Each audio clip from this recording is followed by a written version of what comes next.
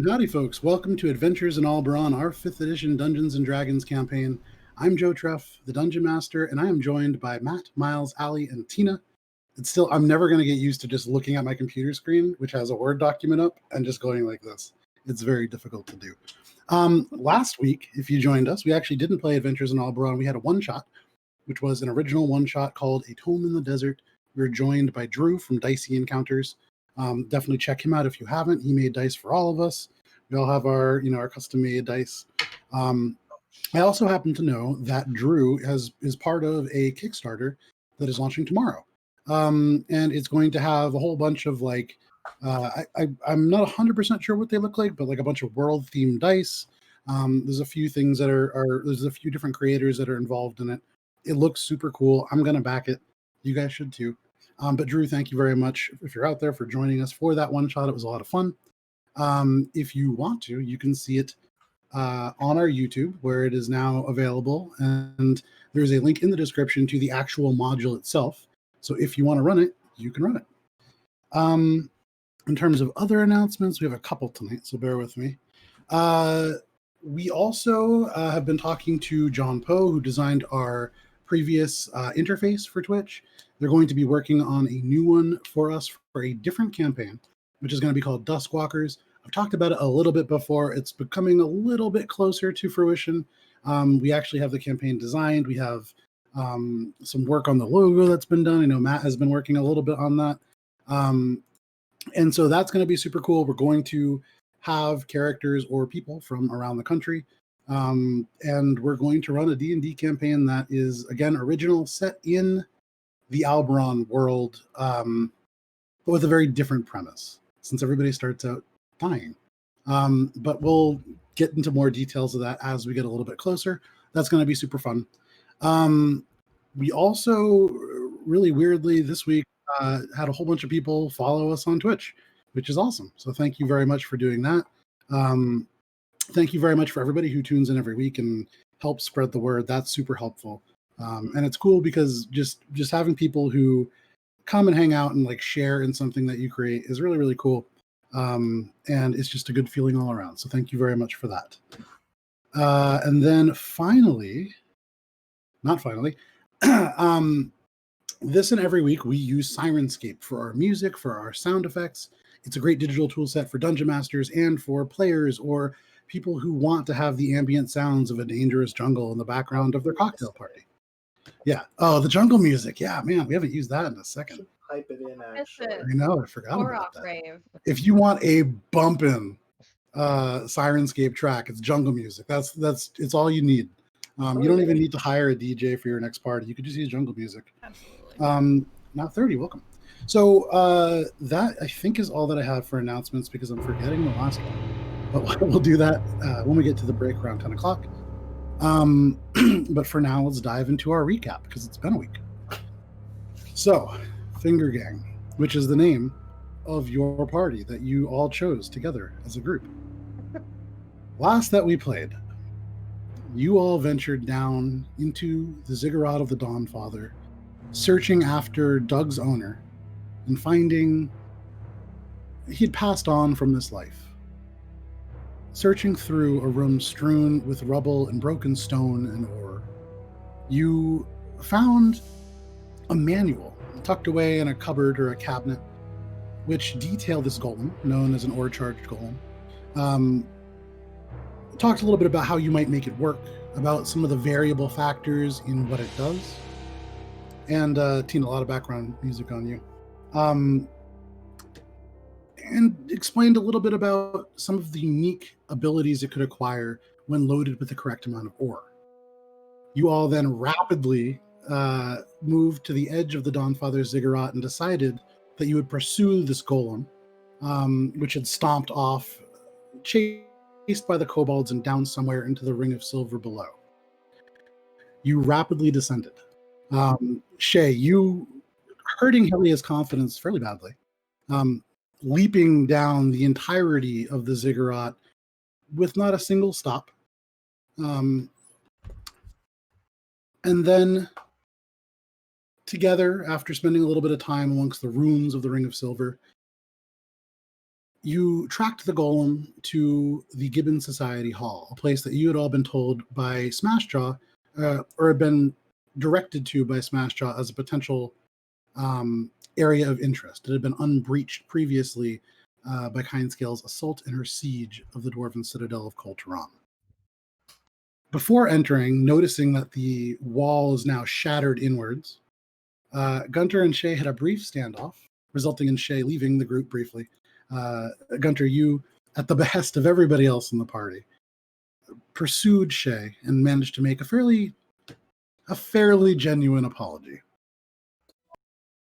Working together, all of you engaged and fought the group of kobolds that had taken ownership of this golem, and for whatever reason, the person who ended up in charge of it was Gunter, the 287-year-old, somewhat chaotic cleric, currently sporting an explosion of platinum blonde hair and a deep, rich platinum blonde beard that sort of shakes in the wind. It's like it's very well conditioned.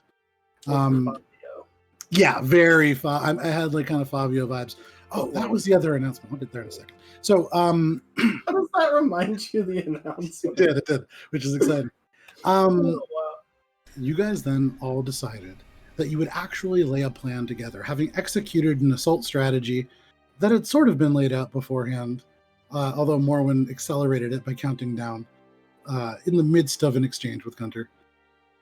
You made a plan on a grander scale, deciding that there needs to be something done about Kindscale, the purple dragon that has laid siege to Koltaram, and through her use of manipulation within dreams and nightmares, has used a combination of that terror and pure physical force to dominate the Dwarven Citadel of Koltaram. You decided that finding allies and aid where available might be something that would be helpful.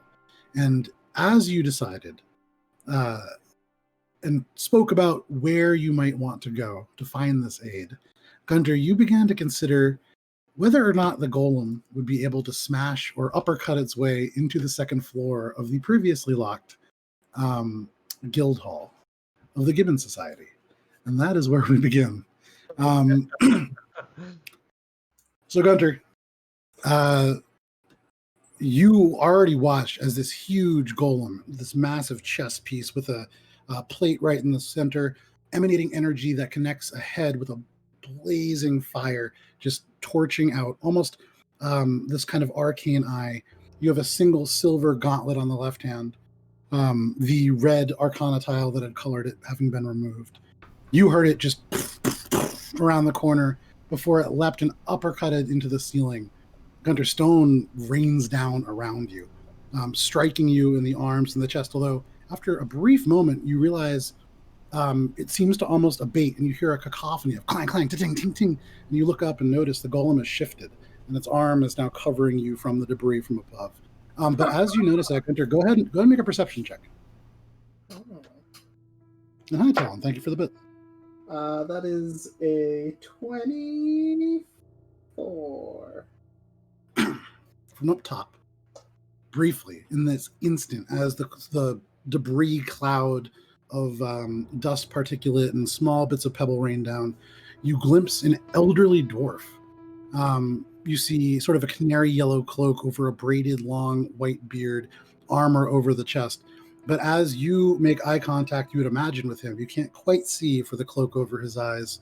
You hear this kind of, and as he grips something in his hand, you see him make an arm motion like this, and the stone just shuts violently in front of you. A couple more little bits of stone onto the ground, and the dust begins to settle. But for all of you, you are now within the Gibbon Society Hall. You wait for just a beat to hear if that commotion attracted anything. You hear distant fire burning, bits of debris here and there from the ruins around you falling, but for the moment, it seems quiet. I would say, Gunter, with a 24 perception check, you do actually hear above you very soft footsteps. So how far up was this guy that I just glimpsed? So the ceiling is 18 feet up, and through the punch, I mean, he was a dwarf, so probably about 4 feet tall. You'd guess 22 so feet. he was like roughly 20 feet above me. Yeah. Okay. I think I'm gonna think to the golem and to myself. I want to get up there, see what this guy's all about. So as you say that, And you're this like, "Hey, there golem, was someone up there." I'm gonna Gunter, say to the have rest of the him group. punch it again. I'm ready this time. but you see, as this is happening, the golem reaches down, the metal grinding, and the single hand unfolds this big gauntlet. You would imagine, Gunter, you could stand on it. It's going to be a bit of a balancing act for you, but it's definitely strong enough to lift you. You, having been slammed to the ground by it, know that. Okay, I'm gonna have it. I'm gonna step on its hand and be like, "Bring me up there."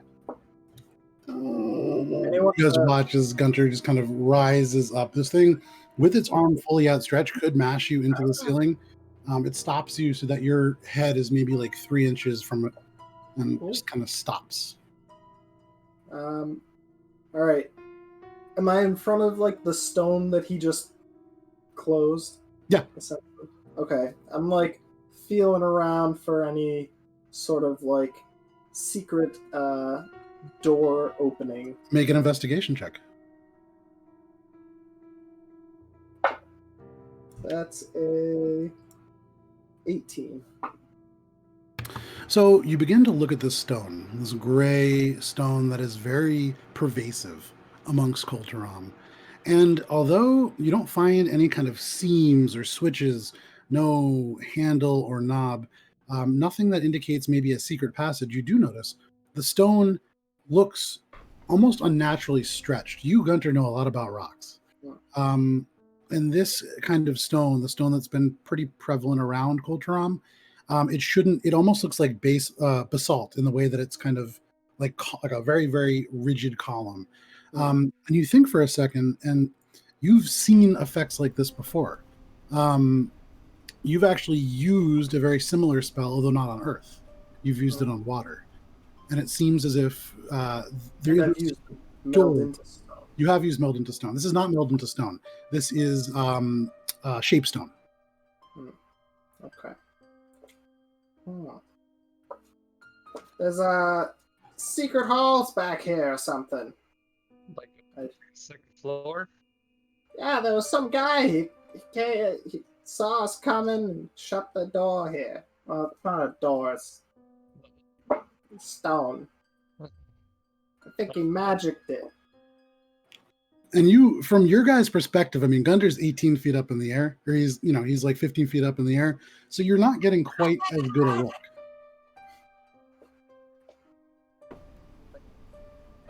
Make another hole, maybe?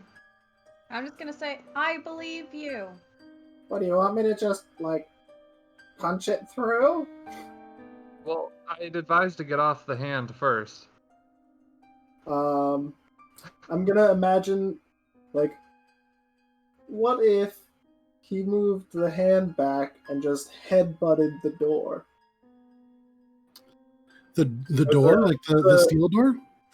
Not the door, the stone area that was once an entryway. Matt, go ahead and roll a d20 for me. That's a 14. 14. Tina, that music is very loud. Yeah, it seems like the audio keeps coming through your channel. Yeah. But Matt, Gunter, you... Oh, that's so distracting. I can't remember what I was saying. Sorry. Matt, what was that? I rolled a 14 to headbutt the stone. So as you think this, you feel yourself suddenly lower, that sensation of dropping briefly. And then all of a sudden it stops and you feel the arm tense before this whole thing bends its knees. You drop to be roughly eye level with the top of Heinrich's horns. And then suddenly the whole creature lifts off the ground.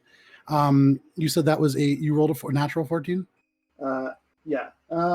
Yes, natural 14. No, it was for the golem, so I didn't modify it, of course. Just a clang, and all of a sudden it rebounds. You actually hear the metal twist and contort a little bit. Give me one sec. he is going to be taking. Well, actually, you wouldn't know that. So, as he comes down, you can tell from the scuff marks on the metal elements that are a little bit buckled in and slightly warped. It took some damage from that. And looking up at the rock, you can see there are elements that are kind of chipped away. Maybe headbutting not the most effective strategy. You think about how the force from Gunter. That's not his fist. I thought it was like more head levels. It's Like, the ceiling. Pele. It's the ceiling. It's not head level. If you could stand up, right? I guess punch it. Yeah. I'm gonna think. Do we need? I guess I should have just punched it. What? Do we? Well, there was need to get someone up Is there. it- yeah, but is there anything? I feel like if we're trying to get allies, breaking and entering through their floor is not the best way to greet people. Well, how else are we supposed to get in there? They clearly don't want us to go in, but they don't know that we're here to help. Can we? Punch. All right, roll a set of dice for me, please.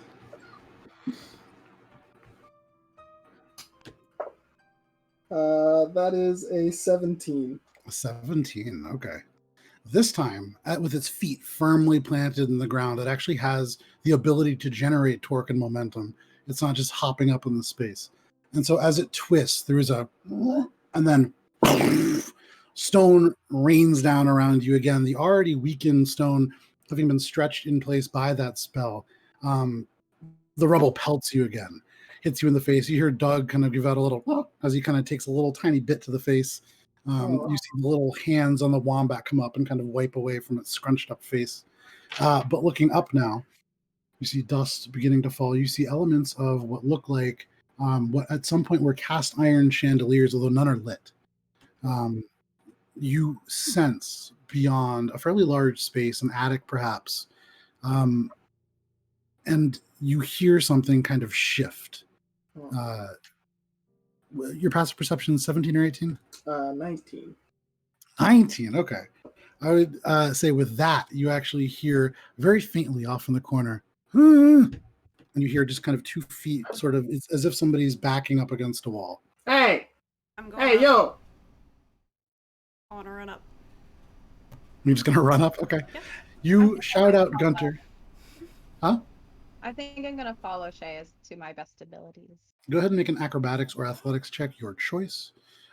So Gunter, you look up and you begin to shout, "Hey, you!" And all of a sudden, this orange blur goes by as Shay just runs up the wall and disappears into the other floor. Morwen? 17. And you kind of look back down, you go, "Hey!" And up again, you see claws out, gripping into elements of the stone. Morwen, one hand leaping up, a second hand, and then up, grabbing on and like kind of hurtling into the space. Shay and Morwen, you emerge onto the second floor. You can see there is this elderly dwarf. So this entire space, maybe 20 feet long by 20 feet. You can see there are 3 chandeliers. You can see beyond to your right, there is what looks like a door that may lead to a staircase, just based on how it's up against the far wall. You also see this dwarf now. He's kind of clutching something behind him. He looks like Gunter old. You can see he's wearing this like canary yellow cloak over this kind of slightly dented breastplate that looks like maybe plate mail or half plate. You can see a big steel maul by his side. You also notice as he's holding up one hand, it is faintly letting out light as if it is casting maybe the ending of a light spell. And you also notice in the space as his hands kind of come out as if to shield himself, something drops behind him, but also he only has one hand.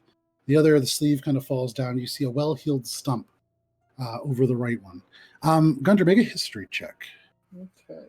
Yeah, I'm also thinking to the golem, like, bring me up. Send me up. And so behind the two of you, there is a kind 20. of... Okay, we'll get back to that in a second. There is a kind of... As the hand seals Gunter into this space, it gets dark again up there. Shay, you having a little trouble seeing. But Gunter, you arrive in the space seeing this dwarf as well. Looking at him, Gunter, Shay and Morwen, looking at him, he looks like a frightened old man, frightened old dwarf. But Gunter, the nuances of dwarves really is something that you are aware of, and you haven't seen a dwarf like this in a long time. This is a hill dwarf. The first one that you've seen probably about 80 to 100 years. There are still a few out there, but they are few and far between after the things that transpired. You notice, looking at him, he looks to be about your age. He has the one hand. He has this steel, less like a mace, more like a mallet, actually. But he has the one hand held out and looking, I would say, with the three of you up there, he looks at you, Morwen, first, kind of shocked, and then immediately, as soon as Gunter gets up there, his eyes lock on you, Gunter. But his eyes, you see, there's this moment, almost recognition. Maybe not recognition, but this sort of, he knows that you're a hill dwarf too, and for him, this is very strange. But he sort of begins again casting his glance about, shakes his hand, and the light into a much brighter source. He holds it out and kind of casts a shadow across all of you. What are you doing here? What do you want? What do you want? I'm gonna pause up. Okay, so with Shay and Morwen, the paws up, he kind of brings the hand down, light still glowing within it. I'm hiding. What are you hiding from? Maybe you. I don't know. What are you doing in Colteram? I live here. What are you doing in Colteram? I'm coming in. I gotta deal with a bunch of nonsense. Everybody's dealing with a bunch of nonsense. Yeah, I gotta deal with the most of it. You're not special. Oh, yeah, you don't know that. Oh, let's not Yeah. fight in the elderly home, guys. Let's calm down. And so you can see, yeah, he's like, there's like a little bit of a vein beginning to stand out in his head. But he turns and kind of like the hand now lowered. He's not quite as on the defensive. You see, he turns and picks up this kind of wrapped bundle, tucks it into the crook of his arm. He holds out the light again. How'd you get in here? It's well defended. Yeah, we got a big... You saw it. No. Would you like to? Be like, And you see he sort of produces from behind him this other, what looks like a piece of quartz, and it sort of seems to almost glow from within. Not a bright light, very, very faint. And were you not in the darkness, you wouldn't see it at all. I would say, given your previous role, Gunter, you've come across this kind of thing before. This is a transmuter stone. And you're beginning to put things into place that this is somebody who deals with transmutation. And now thinking about that stone wall shifting shut in front of you, it begins to make a little bit more sense. But he... Go ahead. This is the Gibbon Society Guild Hall, and I was hired as a guard. I'm retired. What are you supposed to be guarding here? There's a shipment in from Nocturne, and it's going to some very valuable people. And you can see one of the eyes kind of begins to drift out a little bit, and before it corrects. It's not the kind of thing to be messing with. But I'm waiting for my chance to escape. How long have you been waiting? Looks like a long time. What day is it? And, Day. I would say, Gunter, you have no idea what day it is. I would say, Day. Heinrich's not up there. Nope. So Morwen, you say today. It's today.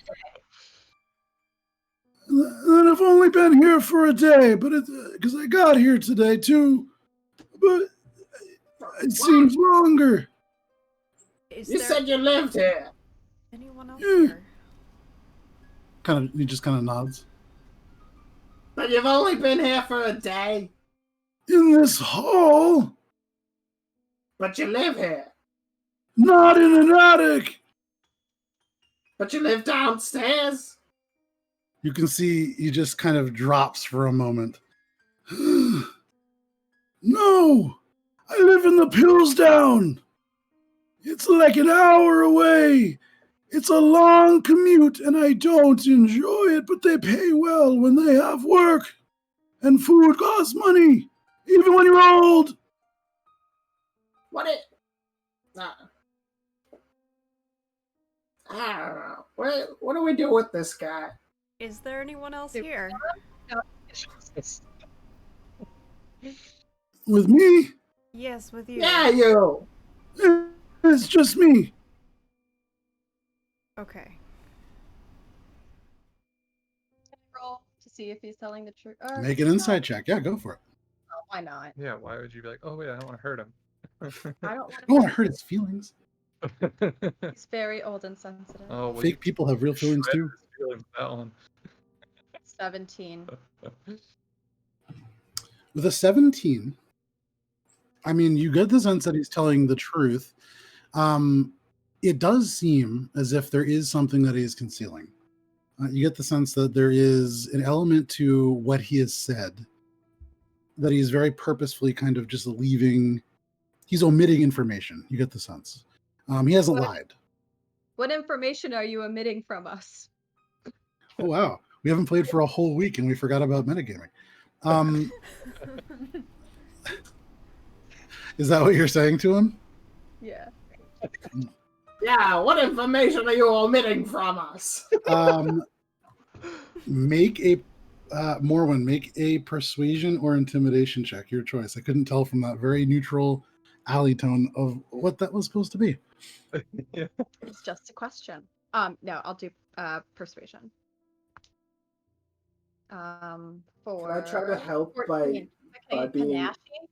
Oh, sorry. You don't need help with Panache.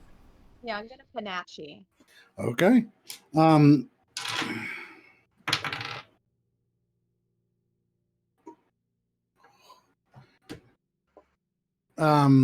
Did you roll higher than an 11? Well, with my persuasion check, or do I roll again? It's your persuasion check. 'Cause it's your persuasion check against his. Okay. It was no All right. He pulls out this little bundle and kind of begins to unwrap it and then stops. This came from an auction from Nocturne. It went sour. People died. But this is too important. And he kind of begins to unwrap it again and then stops. It's dangerous to hold. So I'll show you, but don't touch. What is it? I'm showing you. And he begins to unwrap it again.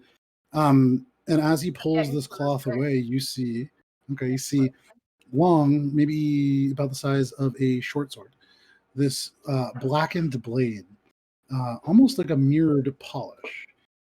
It leads up to a hilt on which there is a mounted, what looks like a skull wrought in silver, but as you look at it, it is incredibly lifelike.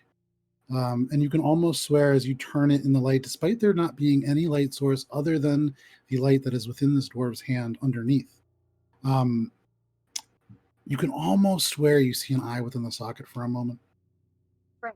The handle leads up, and you can see the guard itself also seems to be laid with intricate details of the sort of swirling, shifting like smoke across in silver, just inlaid in silver, and kind of difficult to really ascertain what it means. But almost as soon as he unwraps it, he just begins to wrap it back up. It's cursed! Why do you have it? Because it was purchased from the Gibbon Society at auction, but because of the catastrophe, it didn't reach its buyer. And the buyers are powerful, so we're trying to get it to them. Wait, what catastrophe? Am I Who missing bought it? something? It's a dragon! No, it's going It's going to Dungannon. Not you. I'm not. I'm just guarding it. I'm not going to Dungannon. That's far. I'm not talking to you. I'm talking to her. I'm old. Me too. You both are. He's not old. You try being 287. Tell me I'm not old. I did 4 years ago. Ooh, I froze. La-di-da. People for Heinrich, what are you doing downstairs? You can hear now. Like at first, you hear like just the murmur of voices through the cracks between the golem's hand and the stone ceiling.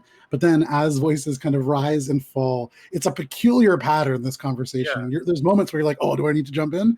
And then you hear like laughter, and it's confusing. I think I'm like wondering how the hell Shay is handling being trapped in a room with Morn and Gunter, and apparently another Gunter.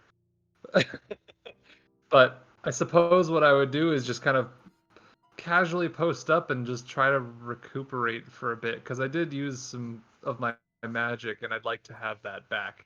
I know the feeling. Okay, so you're beginning a short rest, drawing like too much potentially from my, my sources, and it's sort of like I'd like to reconnect with them for a moment now that I've spoken with them directly through the book.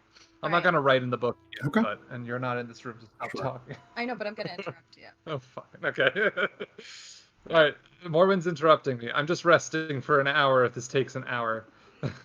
Okay. I'm keeping an eye out to see if any more kobolds come, if anyone is drawn to the fact that a giant golem has now come in, stayed in, kobolds ran out, died, blah, blah, blah. You know the whole thing. Make a perception check. Okay. And go ahead and make it at advantage, because as you're doing it, Helia is also there. She's keeping an eye out. She's helping. I thought I was alone. That's okay. It's totally fine. It doesn't make a difference. I mean, she's kind of wandering in and out. She is like kicking through rubble. She's looking for like stuff to take. But I mean, she's kind of ask her if she sees anything interesting, but don't touch anything that looks cursed, like that axe that we buried. She turns around and the braid kind of swings. Heinrich, I'm not Gunter. I don't need basic care instructions. I don't touch cursed items. Yeah, you're right. Sorry, I've just been traveling with them for a while. My apologies. Oh, none needed. My apologies to you. And she begins to kick stuff apart. I would say you do notice as she says this, there is a smile. And in the interactions that you've observed, kind of given the nature of Heinrich's, I mean, you look at relationships in a certain way, and I think you would kind of get the sense that Helia does like Gunter. That's not a mean comment necessarily. Sure. It's a knowing comment. Yes, it's a very knowing comment. That's fine. So I'll just keep an eye at, like, I'll pace around, because that's like something that can be done while not exerting energy. Just sort of like check the entrance, come back, look around, check out the door, and see if there's any markings or writing on it that I can decipher. Yeah. A little light activity kind of thing, just a short rest if it takes an hour. As you're kind of doing that, we'll get back to that at the point where it kind of connects in.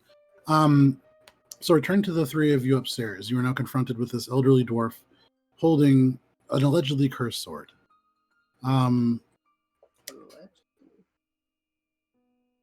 Make an insight check.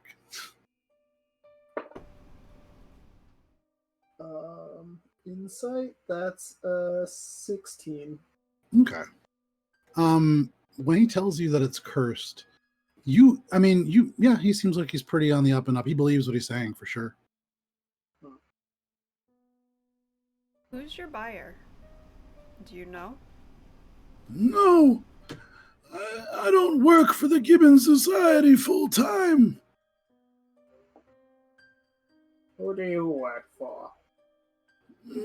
I'm self-employed. I don't have a master. Well, I respect that. I tried working for a group for a time. Nothing but tragedy. Oh. Yeah. All right, here's the deal. You give us everything you got and we'll let you go. Downstairs. We'll help you get back. He'll let you go downstairs. What a treat. I'm sure he's always wanted to go downstairs. Like back down to Pillbox. He's been out Gunter, all of the Gunter. day. I mean, To he the was pills fine. down! Pillstown. Yeah. Down! Like the direction! Yeah, that's what I said. We'll take you down. Gunter. He's obviously capable of dealing and holding his own ground. I feel like he should probably stay here.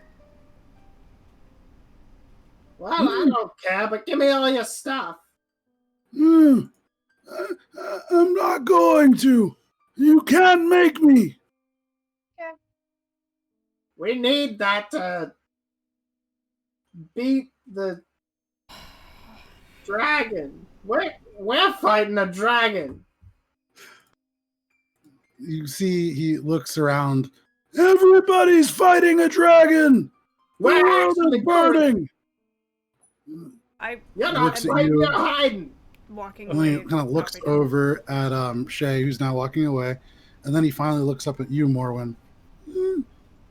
You're not fighting a dragon, are you? Not currently. Uh, Not at this current moment. We're you, talking to some numbskull right now. you say that? Yeah. You see, he kind of clutches in a single hand the sword, and the stump actually gets held up to point at you. Listen here, True Steel. I will not be talked around or talked down to by someone of your station. Whoa. Who do you think you are? Who I am isn't important. Yeah, What's that's right. important It isn't is- important. You're not important. I'm going to say with that. Sure. Why I'm not? dropping down. Um, Rejoining Heinrich. You can see he looks at you and Gunter. All in hand back to get down, Shay. Hmm? Your only point of egress is blocked. Yeah, right now, I mean, you're kind of trapped as far as you can tell. There's a door actually on the door. northern part of the wall to your right. Go to the door. Sure, you go over to the door. It's locked from the inside, but easy enough. You can unlock it. There is a staircase going down 10 stairs to a landing, and then 10 stairs to the right, disappearing out of sight. Nice little handrail. Cool. We'll get back there in a second. Gunter, I need you to go ahead and make a Constitution saving throw. He's gonna make me poop my pants. You're Oh, not important. Constitution save? Nice, Yeah. 22. Oh. Okay. You watch as he reaches into this little, like a satchel at his side, almost light blue, and he pulls out this little pinch of what looks like maybe like lime, perhaps, and just kind of twists it in his hand and releases it into the air, and it kind of hits you in the face, and you feel magic in there. And I would say, actually, Morwen, as this little powder hits him in the face, you see the smallest bits of skin kind of shift into stone for just a moment and then kind of transition back. But Gunter, you shrug it off without a problem. You could see his one hand, he kind of looks at it and then looks at the stump, and he just kind of shakes the stump out. You don't It know happens. who you're messing with. It happens sometimes. It's natural at this age. And you see he shakes his hand, and then he just kind of points the stub at you again. Go ahead and make a Constitution saving throw. I would say at advantage. I'm just watching this now. I don't know. That's 16. We've learned to 16. not interrupt Gunter at being Gunter, so if he turns to stone, that's his choice. This time, as Carry this him around. So as this bit of lime is flicked at Gunter, you see elements of the powder settle onto his face and get into the beard, and suddenly, Gunter, that platinum blonde, your head kind of bobs under the weight as it shifts into stone, and you're beginning to turn into rock. Hey! You can see suddenly he kind of takes the stump and kind of pulls it down in what you would imagine is a kind of fist pump gesture, stump pump, and he just kind of laughs now. You don't know who you're dealing with. Oh, yeah? Mm, If you don't change this back, I'm gonna beat you silly. Stop. mm, I get in the middle. Stop. yeah, I'll stop. I have time. And he just kind of stops and waits. Gunter, make another Constitution saving throw. Can I get him to? Is this concentration or something? Does it look like he's concentrating on this? He's looking at you. That's an 18. An 18. Okay.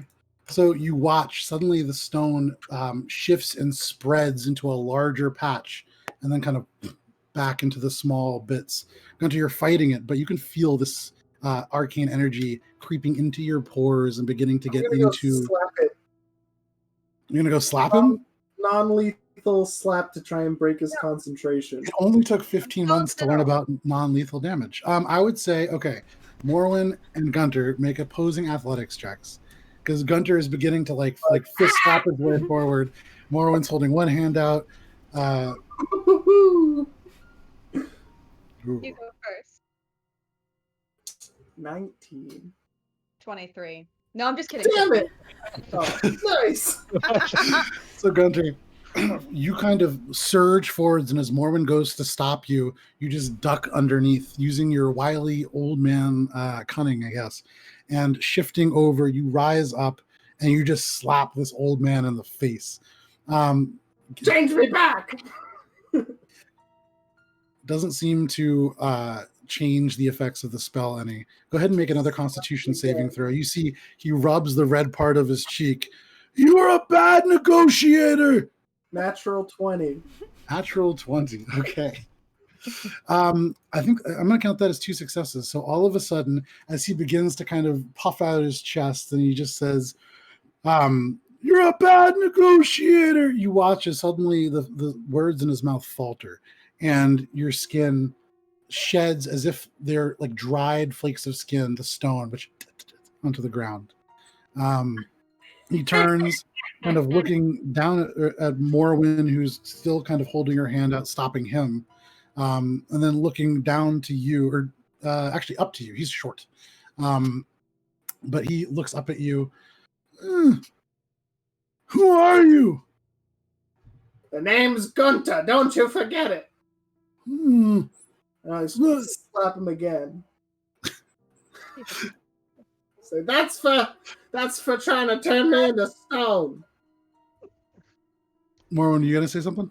No, I want this to end. I feel so bad. Just 2 old men going at it. It's just not. It doesn't make me feel good. This time, you can see he pulls out of his pocket what looks like the soft, white, fuzzy shape, and he looks at it now. His face red on both sides, and he looks at you, and he just says, "You." I mean, you already kind of took your turn with that action of slapping him twice, I would say. But he crushes what is a chrysalis in his hand. And he looks at you and just goes, "You're just a stupid little pig." And I need you to make a Constitution saving throw, please. 15. Gunter, all of a sudden, your broad, proud dwarven nose shrinks and it flattens against your face. You feel a pressure in your pants, although not normal kind of pressure for someone your age. You feel something against your pants, and suddenly, boom, out of it, this little pigtail appears. And Gunter, you shrink down until suddenly, wearing Gunter's bandages kind of draped across the body, wearing the traveler's cloak, Gunter, you are now a pig. Big people. Oh my god, it's gonna be so much easier to like deal with him now. Oh shit. Doug the wombat leaps off as you shrink so that he doesn't get kind of crushed in this. But Gunter, you have 4 hit points, just as a heads up. Oh no!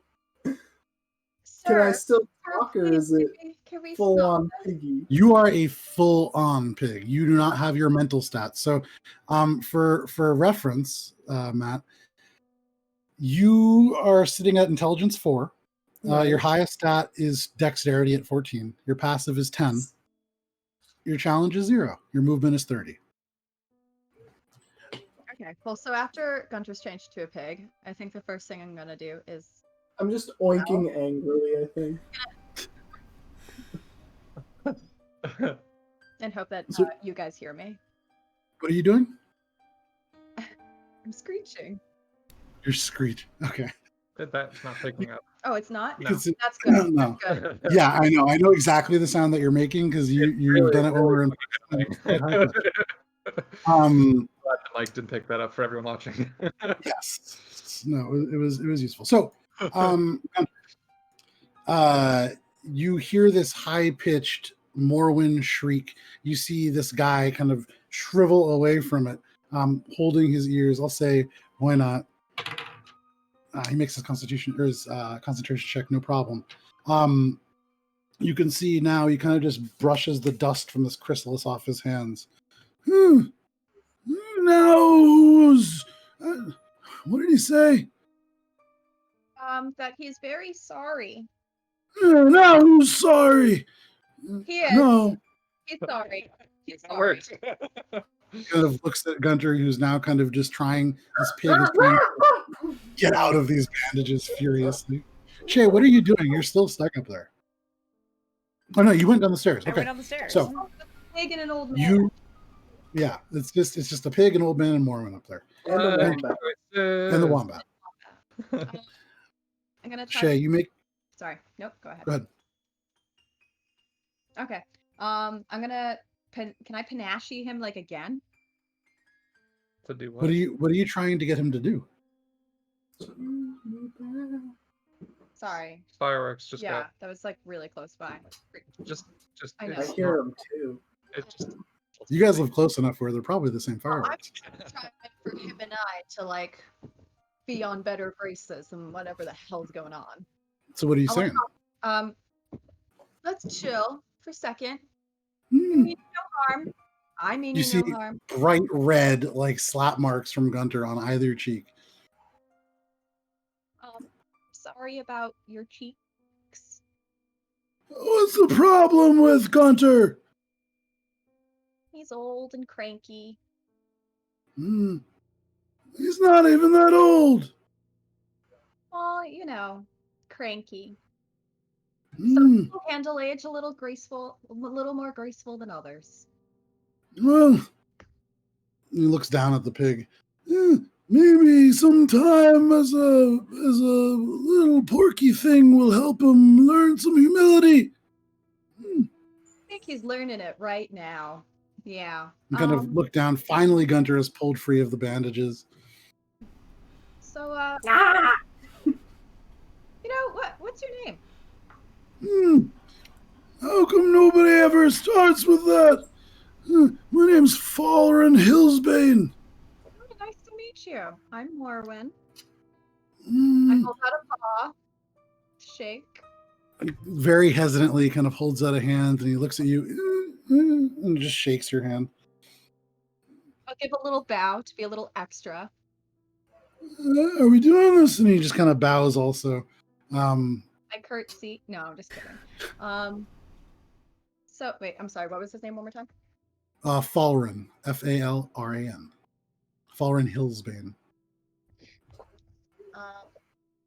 So, Lauren, before we interrupted your hiding up here, lovely place, lovely spot to hide. What exactly are you hiding from?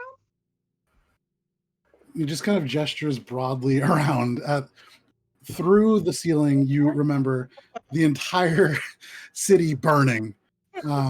This strange winged creature flying through the smoke, dropping bodies, plummeting to their deaths below. You guys have seen minotaurs stalking the streets, large swaths of Colteram's populace either enslaved or killed. And he just kind of gestures broadly around. Oh, yeah, that's a lot of spooky stuff around here. That's what I'm saying. Yeah, no, I don't blame you now that I took a look around. I was gonna wait for Elena Redridge to come back, but I think they found her out. So I don't know my next plan, but where are you going? I don't really know. Kind of turns and looks at the now open doorway with Shay has disappeared down. Well, I can't stay here because you all broke in. And he just kind of begins like muttering under his breath. Shay, Hmm? you make your way down the stairs to the landing and then down the last set of stairs, and you emerge into what looks like make a history check. That is a 16. Okay. This is a room designed maybe as an art gallery. You see some elements of maybe sculptures. They're weird shapes and very simple, if like quite quality in terms of their craftsmanship. But there are things as simple as what looks like a rectangle that's just been twisted, but made out of stone. There are a few of these objects, and to you, there's not a lot of artistic merit. This is very different than what the Zinyi do.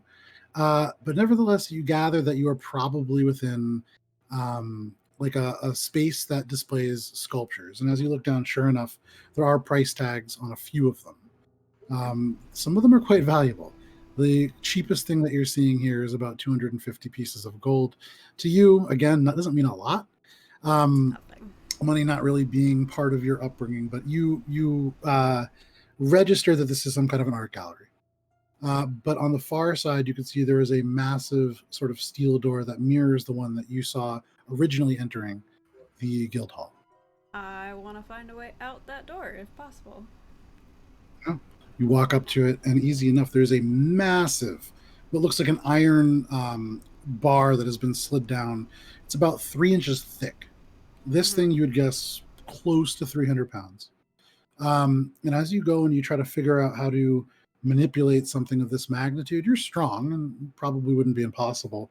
You notice on the left-hand side, there is this sort of lever, almost impossibly small for a device this size. Mm-hmm. But looking at the mechanics of it and given the Zinni background and you growing up around Gamble, you recognize this is using a series of slightly larger and larger, what look like not quite cogs. They're almost these triangular you imagine they would shift kind of in and out of the slots that are around the door so that it would open.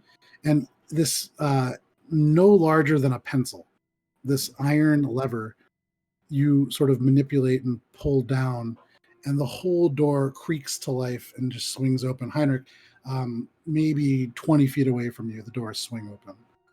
You can see Helia's hand drops down to one of her daggers before she looks and sees Shay. Oh, well, you found your way down here then. Easy enough. Seems Gunter's seems getting easy into enough. it above. Decided to You make can see she's like looking behind you. Oh, just a moment. And she just walks in, and you can see she begins to regard some of these things. You see quickly the first thing that she comes to, what looks like almost like an inverted vase. There is like a very large flared base that rises up to a small kind of opening. And you can see she picks it up and kind of looks down at where that price tag was. And you can hear this kind of, oh shit, and just kind of tucks it away. She begins to go through this room in a little bit more earnest. But Shay and Heinrich, you guys are now out in the hallway.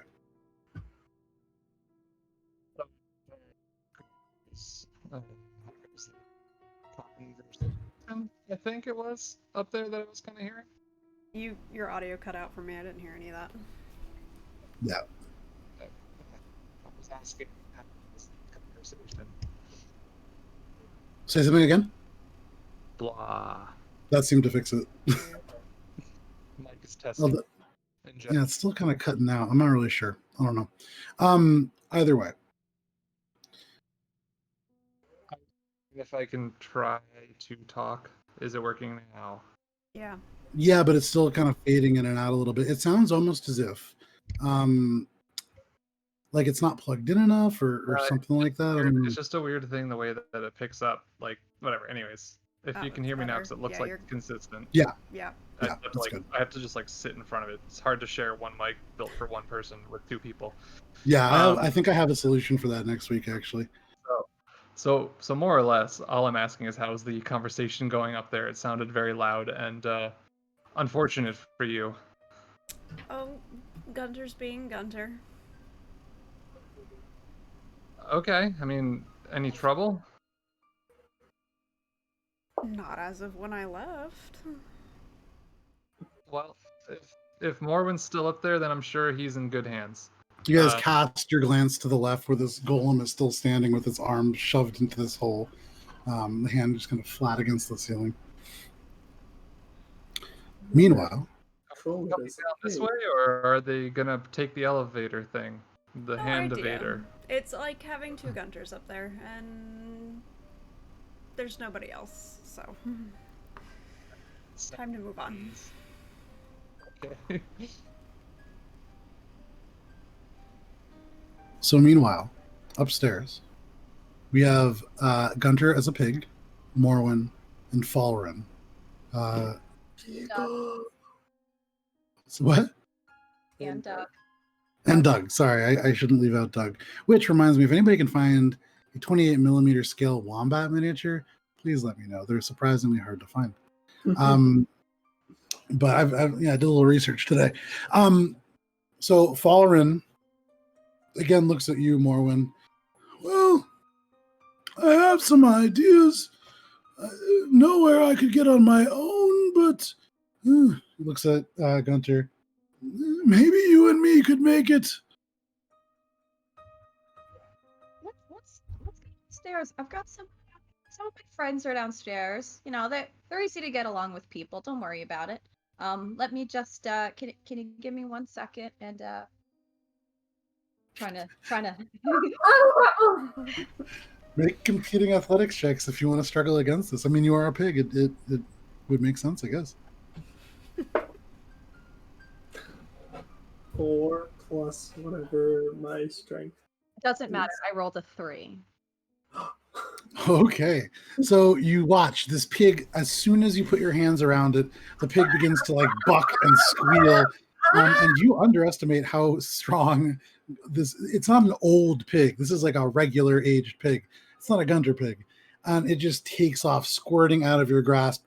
Gunter, you run just and collide with the wall, narrowly missing the doorway before backing up with a kind of and just beginning to plod your way down the stairs. You watch as Falren just kind of follows. You run over to the like the hole and scream downstairs like, catch the pig! It's Gunter! Don't let it go! You can see Helia suddenly looks up. She's holding like the 3rd sculpture now that she's trying to put into a bag. And she watches the pig just run straight by her. And then she kind of continues to put stuff away. She turns and looks at you though, Morwen. What do you mean it's Gunter? Your audio can't hear anything. It's pretty rough tonight. So you start to yell, just go get the pig. Yeah. She turns and you can see her just go, this is all worth a lot of money. And she just puts one back. She begins to walk towards where the pig is running, and then she stops and just says, I'm remembering this one. Don't take it. But the other ones you can have. And she turns and then begins to pursue Gunter out the door. Heinrich and Shay, you guys watch. This pig is now hurtling towards you, wild eyes with fear. I said those words in a weird order. And he's just kind of like barreling down at you. What do you want to do? Gut instinct is to let it pass, but it's going to cause a whole big racket, so I want to try to catch it. Okay, go ahead and make an athletics check.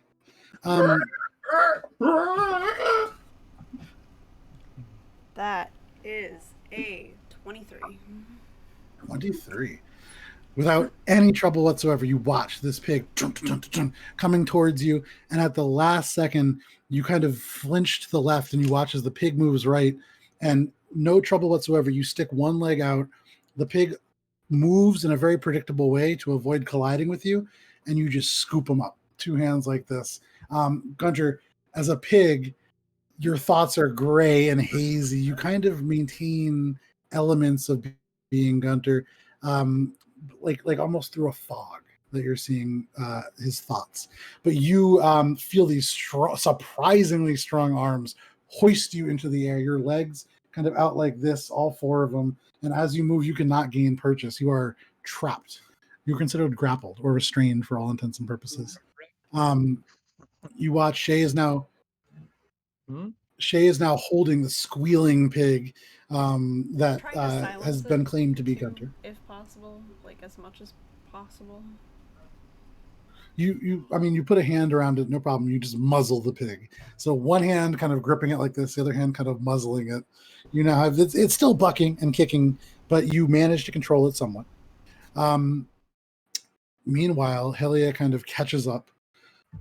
So Marwin said that this is Gunter, and I think that's somewhat rude. He has his problems, but is there any truth to this? You were up there. I mean, there were some mild hostilities when I was up there, but there were no pigs. Mild hostilities! And you turn and you can see now, finally making his way down the stairs, is the 291-year-old Falren Hillsbane. It was more than mild. I'm Falren, by the way. I'm old. It was more than mild. He slapped me 3 times. And you can see his cheeks are still slightly rosy. I slapped Falren, him twice. And he tried to turn me to stone. can you... He's creating a lot of racket. Can you please change him back? Well, Falren, also you see this and I gesture at the golem. Turns. Oh, this is a golem. And he just kind of hobbles up to it. And you can see he takes this cursed sword wrapped up in the cloth and clang, just kind of hits it once. It was made here. And he just kind of begins to prod at it and poke at it. And about 30 seconds go by and he turns to Yushe. And he waves a hand. Gunter, suddenly, your consciousness returns into a pig's body and you feel the bones crack and stretch into place. And suddenly standing there, still fully equipped and geared, is Gunter. There's a moment where he turns and looks at you, the platinum blonde hair swinging to the side, and it's just Gunter's face, but with a perfect pig's nose. And then it shifts and is back to being completely Gunter, as far as anybody can tell. Holding. So, I'm still holding. Still. Shh. Gunter. Quiet. Pig people exist!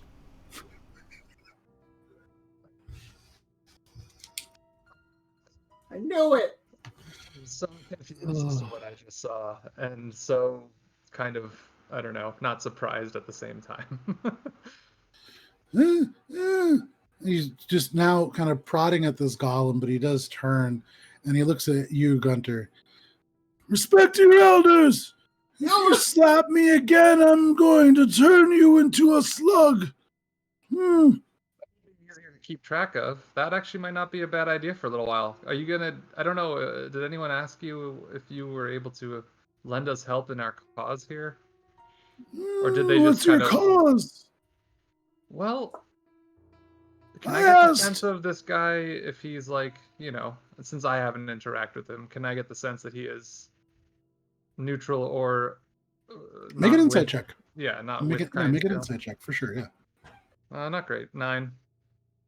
With a 9, she's kind of hard. Or he is kind of hard to read. It's difficult because he's old. I mean, he's older than Gunter. Mm-hmm. He has this at first a very stressed look, and now suddenly it seems as if like 20 years melts off his face as he's like in wonder, kind of examining this golem. Difficult to kind of read because he's emoting so hard. You do get the sense that he's probably not terribly good at deceiving people. Sure. But he is now kind of poking and prodding. Gunter, you are back to being a dwarf. What do you guys want to do? And be like, hey, keep your hands off. That's my golem. You're lucky I don't crush you with it. You're not from here. This isn't your handiwork. Oh, yeah? I'm gonna think. I want the golem to do something cool, but I don't think I can think of anything cool, so I think it's just gonna like. You have a golem. Anything it does is kind of cool. I think I'm gonna have it sit down and then go pew pew pew pew pew pew pew, finger guns at him. As you think about this, you cast your mind back to some of your earlier adventures and the deck sweeper that you had picked up. And you remember that gun because otherwise, for Gunter, canonically, I don't think he knows a whole lot about guns. But suddenly, you see the head. You see the head turn down. This intense flame directed at the floor. The single, almost eye-like structure looking down and regarding Gunter. But then, almost like, really? And then the golem comes into a sitting position, and you watch it's so I haven't described this terribly well. It's one huge, almost like out of iron, like a Hellboy style fist. The other one is almost like this crackling electric energy, this arcane energy that is built up this golem from the original constituent parts. Not so much a hand. So it's this one kind of wavy energy tendril and one huge golem that even as it makes the finger gun like sign, it's like a and then you just hear as it just kind of moves the hands in a finger gun motion. You watch as Falren takes a step back, looking at it and then looking at you, eyes wide, and he points at you. He points at you with a single stub, and he goes, "I don't understand what's going on here, but I know you didn't make it. You're a hill dwarf." I probably cut off. He kind of looks up at it, looks back down at you, and then looks back at Heinrich. I'm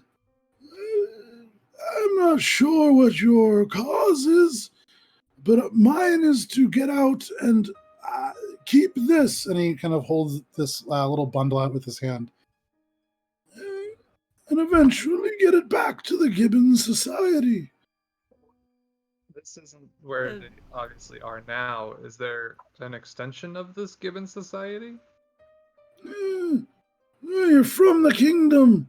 They exist there. Nocturne is the only official one, but they're in almost every city in some way. So Heinrich, I'm gonna slide over and he's held out this long. He's been here. He can probably hold off and we can make this a stronghold. That's not the worst idea.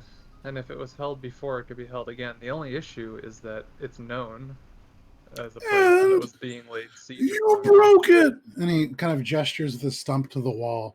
The enchantment is ruined, and I'm a transmuter, not an enchanter. Well, where would you try to stay safe if not here? I chose here because it's safe. Cool. He kind of like looks off now to the distance. You see one eye kind of drifting. I think to him, I'd be like, yeah, we sometimes seem to have that issue, and then I just glare at Gunter. There's a moment, Gunter, where off while you're doing the finger guns, both Heinrich and Falren just turn and look at you at the same time, and then kind of turn back to each other. We could try to meet up with whatever's left of the resistance, but there isn't many. Well, where would they be? That's the are? kind of thing we're looking to do. I know I offhand mentioned the cause, but ultimately it is to liberate this city. There is no liberating. Look around you. Everything burns. Okay, everything then restart crumbles. it and claim it back. I'm 291. I'm not asking for you to come along, but just information and aid in any way possible. Anyone who's part of a resistance is fine. Well, what you want to do... Are you going to the resistance? I would go if you went there. Well, I look around everyone else in the room and be like, I mean, what else are we trying to do? That seems fair to me. We need allies also above gonna ground. Exactly. Above Allies the is kind of underside. what we're looking for. Numbers to storm the top, more or less. You think about storming this golden terrace with a dragon atop it, and you look down at the 4'2" Not with dwarf, him. one hand. Not with him Think about individually. Thistle. I don't he, want to bring him. He looks up. It's not too far. There's a few ways we could go, but many of those who've been displaced and not captured have gone on to stay in the Ring of Silver's catacombs. And the resistance works out of the endless rest. Kind of looks at all of you. None of you are from here. It's a funeral parlor. I've got a reservation. Wise move. That's an unnecessarily expensive and stressful time for everyone. Let's hear how to get there from you, and then if you are coming, that's great. You see, he looks up. Normally, we would take the lift, the long yarn lift, but it's loud and noticeable. Yes, let's not do that. Could take the bronze serpent, but it's a long walk. And then, he kind of looks at all of you, and then his eyes kind of settle on Gunter. We might want somebody to try it first, but we could take the waste way also. Which is the largest for our companion's companion? Gesturing at the golem. Looks up at the golem. Oh, that big boy. He would fit not in the waste way, but either of the other two. Not the lift. Two, safest? Too obvious. You said the lift is obvious. What's this other thing? This copper serpent thing you said? The bronze serpent, bronze boy. The bronze serpent is a long tunnel in the shape of a two-headed serpent that stretches around the outer walls, heading from the market aglow to the place whose name I just forgot. Something with rest in it. The Eternal Rest is the funeral parlor, but it is Right. in the district known as Safe Quarter. Safe Quarter.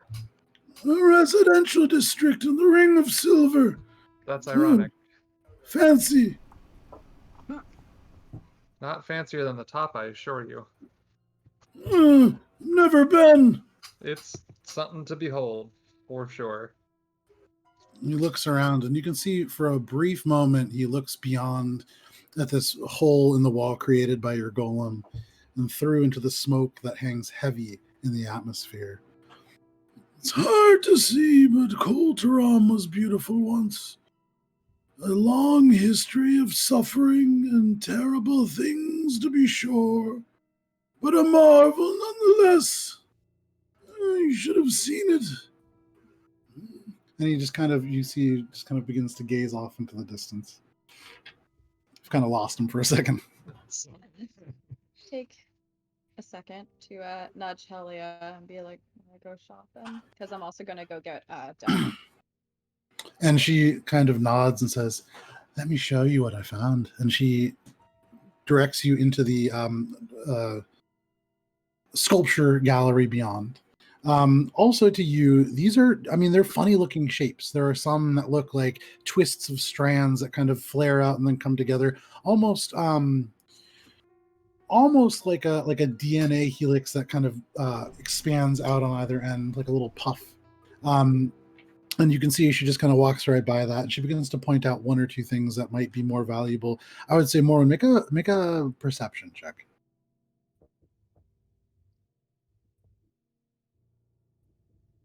15. You see that there are a couple of things that are worth maybe a couple hundred gold when put together. Some of them larger than others. Probably the largest one is about 2 feet tall, still fairly narrow. It's almost like an elongated candlestick.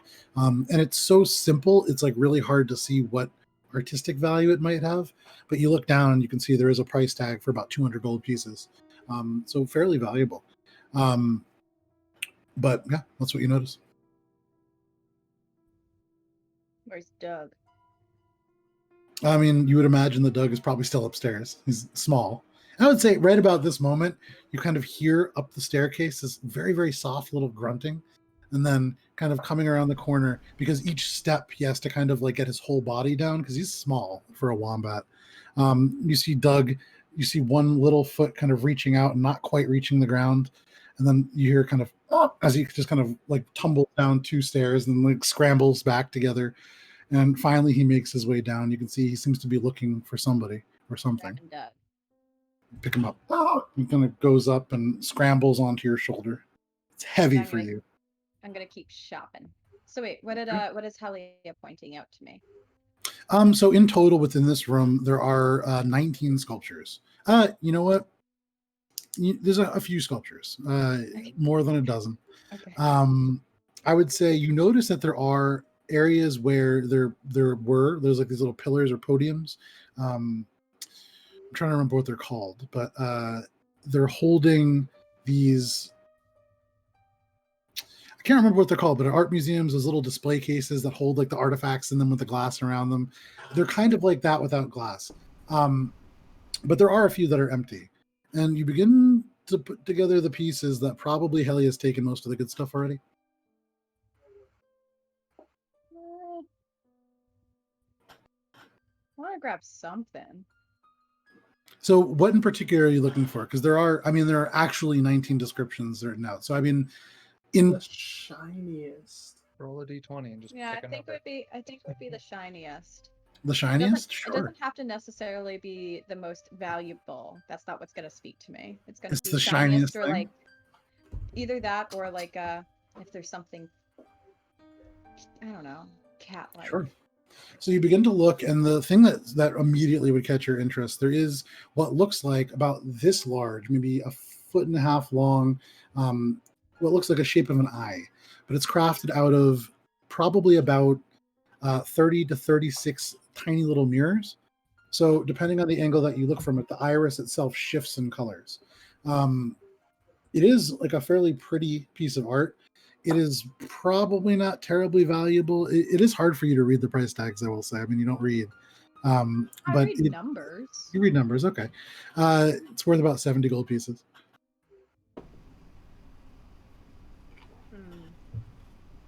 I take it. Okay, you can add a glass eye mirror sculpture to your inventory. It's worth 70 gold. Before I put it away, I'm just going to go up to the group and be like, I see you. And these just wicked, sharp tabaxi teeth come out of the smile. You can see fall cast light on it. And you can see he just kind of turns to the side. It's too bright. Helia also turns. Do you mind? I turn off and I'm like, sorry, that was just going along with it. Yeah, guys, there's like a bunch of free pickings out there. This one's mine though. Free pickings. I'm gonna. Yeah. Anyway, back to the plan of where to go. Got to roll an investigation check. So yes, back to this plan of where you guys are going to go in this D&D game. And also, like, could I? It hasn't been an hour, so it hasn't been a short rest. No, it's been. I want to do that before we leave. If we go, it's been about 25 minutes. Okay. That was an 18. An 18, okay. Gunter, you begin to recognize right away this is a well-picked through room. You're looking at the price tags. The most expensive one, by the way, is for something that is listed as 1,100 gold pieces. Is on an empty little pillar. But going through, what are you looking for in particular? I'm looking for valuables. Anything that looks like it might have value either monetarily or as something to help us in killing this dragon and taking the city. The one thing that you do find that is sort of interesting, it's not, there's no price to it, but there is what looks like a little glass cone. Looks like a almost perfect, like an inverted cone that's totally solid all the way through. Almost it's a really sharp looking tip. But as you get close to it, are you wearing any magical items at the moment? I don't think I am. I might have. Do I have magic? Was that gauntlet magical? Oh yeah, is the gauntlet that I have from the golem, does that count? You don't have a golem, you have the tile, I believe. Or I have the tile and the. Oh. Yeah. You're not wearing the tile, presumably. You're not like Scrabble No. blinging right now. So I don't think I'm actively wearing anything Okay. magic. So as you draw close, it is just a glass cone. Okay. Guess I'll take it. Okay, you can add a glass cone to your inventory. It's about 4 inches tall. It's heavy. It's weighty. That would make a nice paperweight. I'll stuff it in my bag. Is there anything else that's like bag size that I could just stuff in there? Yeah, 7 of the sculptures that are left are bag sized. I mean, if you want, you can add 7 sculptures, and I'll send you the Scooping image. them up. Scooping them up. Yeah, add 7 sculptures. It's going to add. Is he over encumbered yet? Is he walking at half speed? Yeah, well, that's the thing. Are they like heavy? You're adding. So in total, if you're taking all 7, you're adding 32 pounds to your inventory. I'll take like the 3 lightest, including the cone. Okay, then you're adding like 2.5 pounds to your inventory if you're taking the lightest ones. I mean, there are hollow, wireframe things. But sure, yeah, you add 3 sculptures, and I'll send you in your lore document the description, so you can have your little piece of art. So having now looted through what is a fairly pretentious, like art gallery in an auction hall, you guys now stand out in the hallway. As a group, you have Gunter, Shay, Morwen, Heinrich, Helia, and Falren, along with this now still and Doug. Along with this now kind of, if you don't pay taxes, I don't mention you. Well, actually, you mentioned Gunter though. I mentioned Gunter, and I mentioned Morwen, and Morwen's never paid taxes. Shay doesn't even know what money is. So I think probably if anybody here has paid taxes, it's Heinrich. Yeah, and that's only from my recent acquisition of a bar. Yep. So yeah, you guys letting didn't them handle that shit. So, fair enough. So you okay. I think I would like to get a lay of the land explanation towards this bronze serpent. Sure. Apologies for calling it copper. I know the difference. to Fallen. Yeah, it's clean and quiet most times and scenic. All of you. But he kind of like looks out, and you can see, it is just solid smoke. It would be very probably not kind of the best get his attention again, wave him back in, and I'm like, when was the last time you were there? Oh, over a year ago. I'm not moving around as good as I used to, which is why I usually take the lift. But it's a narrow path, and it wouldn't be easy to hide if we came along anyone. But it is not well traveled. Okay, would it fit again the golem? In terms of height, and he kind of looks up. Yes, there might. If any element is damaged, it might be difficult. It's 10 feet wide. But if it is intact, it'll fit. Is it possible, and this is directed to Heinrich, to put the golem into a dormant state to move it? It's going to cause a lot of attention. I gave the book to Gunter, unfortunately, so we might have to wait till As he's a back. matter of fact, Gunter, do I know, having read through the instruction manual, if there's another way of transporting it? I would say, Gunter, you do know that having done it, removing the ore in the back causes it to collapse down into the headpiece, the chest piece, the gauntlet, and the armband. So, I mean, that's much more easy to transport. The chest piece itself weighs probably about 150 pounds. So, I mean, it's heavy, but yes, much easier to transport. Heavy, but also smaller. Stealthier. I'm going to be like, as a matter of fact, no. We would have to take it up, deactivate it, if you will. But then we'd have to carry all the pieces. I don't want to carry that. It's heavy. It's heavy. He's right.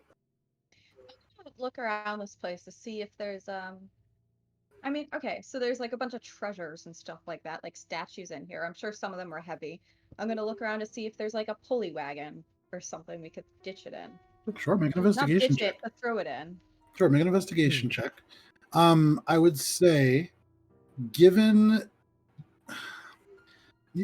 Fallen turns to you, Heinrich, and says, if we wait an hour, I could make it into an animal.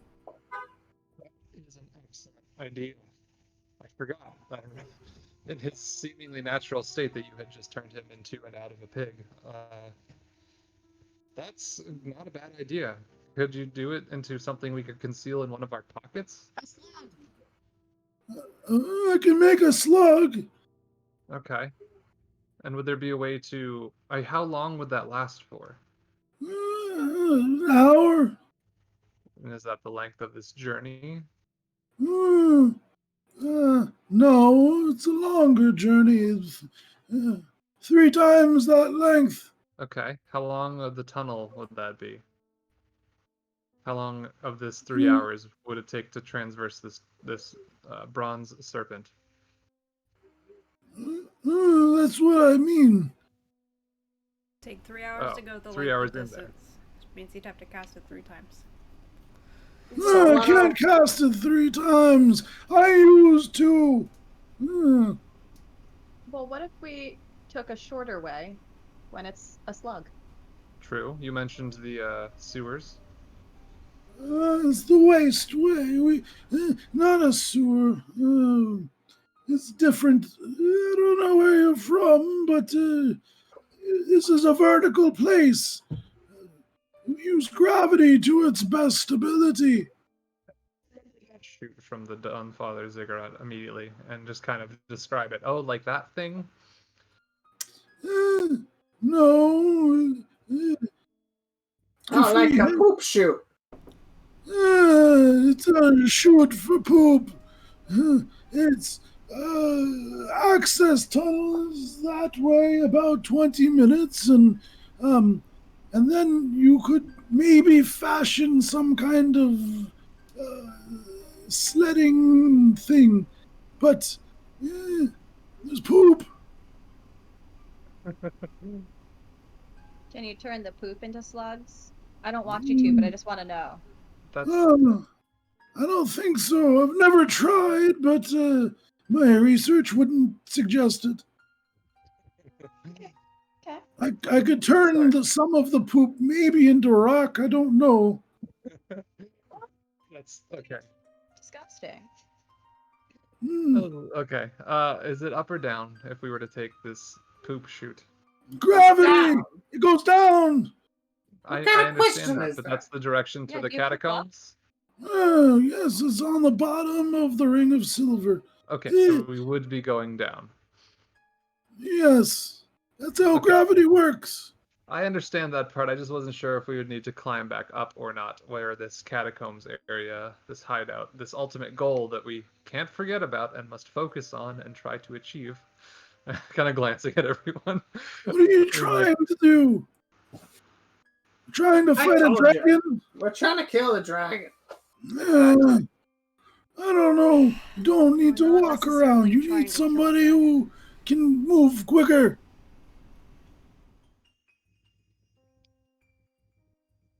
We're trying to bring the fight up. Right. And whether that then involves into killing a dragon. Separate story. Oh, you can see like a sly grin kind of crossing his face. Agents of Chaos! Reminds me of my younger days. Back in the assembly. But no matter. Even if you wish to bring such chaotic energies up, there are few who could power that in the Ring of Copper. And it's burned! Well, that is what we need currently. Allies. members of the Resistance. Hmm.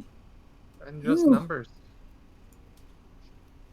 Well, then we should go to the Resistance, but you may not get the help you're looking for. Initially, That's no. worth a shot. The Resistance has primarily been moving people out of Golteron. Why would they stop and stand and fight?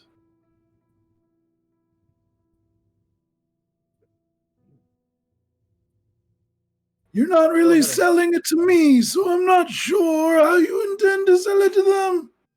We will figure that out as we go along. It's better to know who we're speaking to first, I suppose. Because even if you run, Kind of. it doesn't matter where you go. Eventually, she'll find you. I'm really looking for like a 3-4 year solution at most. Easiest No. solution is to take control back.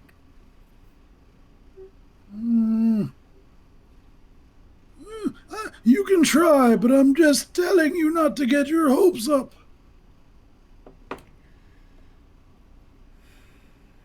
No hope. So we're here for an hour and figure out what's going on with our ideas.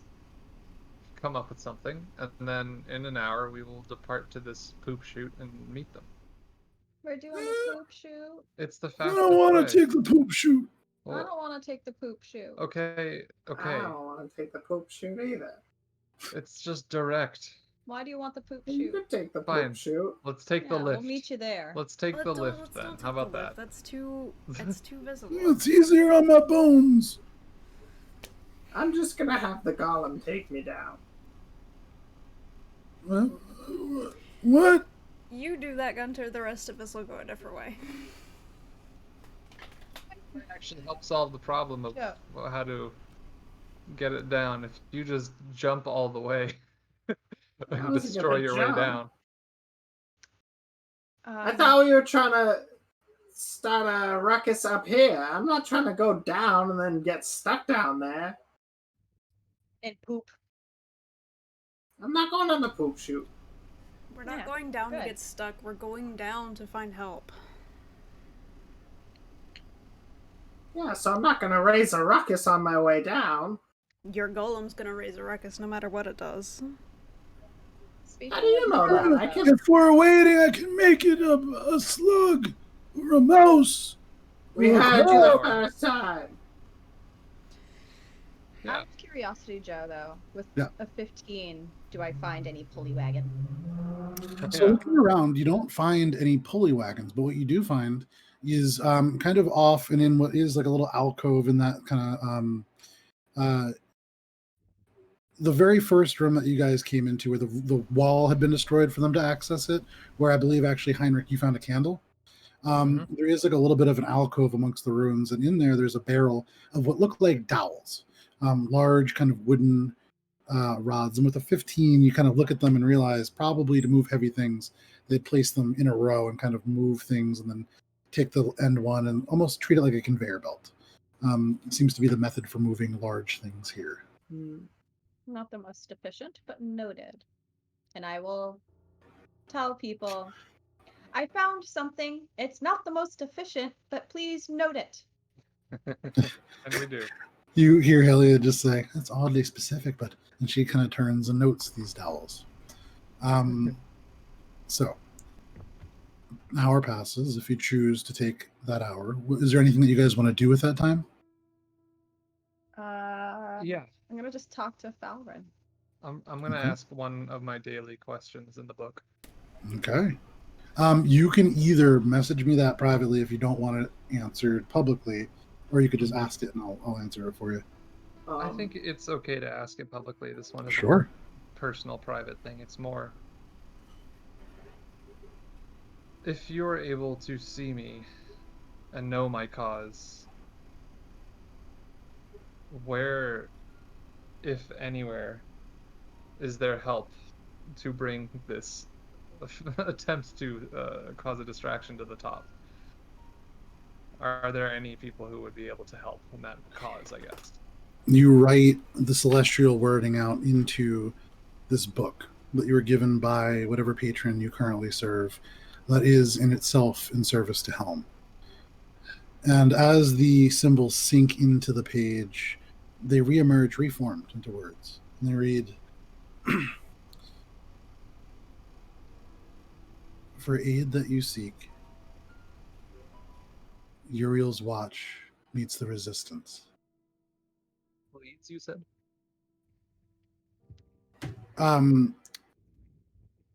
Leads or meets? Meets, Meets. MEAT. You just got to feed Uriel's watch a sick buffet, and they're going to help. Can I spend the hour The aid you seek. trying to learn more about the golem? Sure, make an intelligence check. And like also maybe trying to fix the dents from when it bumped its head. Make an intelligence check. Okay. That's 16. Okay. With the 16, you begin to examine the area in the head that was kind of dented in when you had it headbutt the ceiling. And you're beginning to realize without the proper tools, a contraption of this nature would be very, very hard to repair. You don't actually know, looking at it and considering it, what you would do to make that happen. What I'll say is you do eventually come to the conclusion that there are probably, much like your Smith's tools or Morwyn's Thieves tools, there's probably a set of tools for this, but you do not have it in your possession. Like extra large tinker tools. Sure. Why not? I need a bigger hammer. Out of curiosity, can I easily take out the electrum piece that I'd put in? Yeah, without too much trouble. You want to take it out?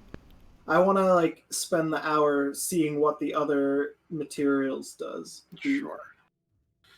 So you take the rest of that hour to kind of slot them out. I gotta pull that up. Give me 1 second. I want to do like all the materials that I would generally have. So silver, gold, copper, iron. Yeah, you have silver, gold, copper, iron. You also pocketed a couple of samples. Acanthite. Yeah. So hold on, I have my list of rocks somewhere. You don't have to go through. Finally comes into effect. So you put the iron in, and you notice the golem, the flame, kind of shifts subtly into this kind of green, and it dies down a little bit. But you see below the kind of metal plating, it's as if this sort of green vapor just drifts a little bit away and then kind of fizzles into nothing. But you get the sense that it would exhale a sort of poison cone. You take that out and you slot in the copper. And as you do, you can see that single gauntleted fist suddenly crackle with energy. And you would imagine each slam attack that it deals with the copper ore infused into it will deal lightning damage as well. You take that out and you pop in your silver piece.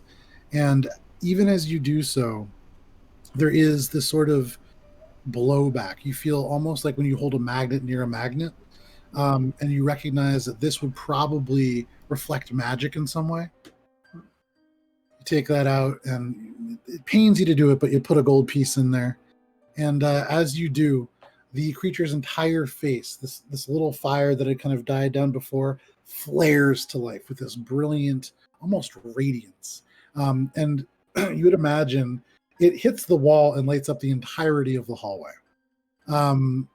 You don't direct it into anybody's eyes directly, but you would imagine it could blind someone. It is that bright, and the intensity of it suggests that it probably stretches long, but hard to tell exactly how long in the space. And it doesn't just blink and go out. It's continuing to shed for a little bit. But you take out the gold piece. Was there anything else that you wanted to try? Can I try? I have the coin purse with all the stones, but I don't want to have to go through all of them right now because that'll take forever. Yeah, it would. But maybe like in the write up, some of the stones that I have. I guess acanthite is probably the only one that I actively know about from that bag of stones that I have. Sure. So you want to slot in the acanthite? Yeah, we'll throw that in. Take this little piece of acanthite, pop it in, and suddenly you can watch as the armor seems to shift and shimmer, and it seems as if this would probably resist electricity pretty well. Okay.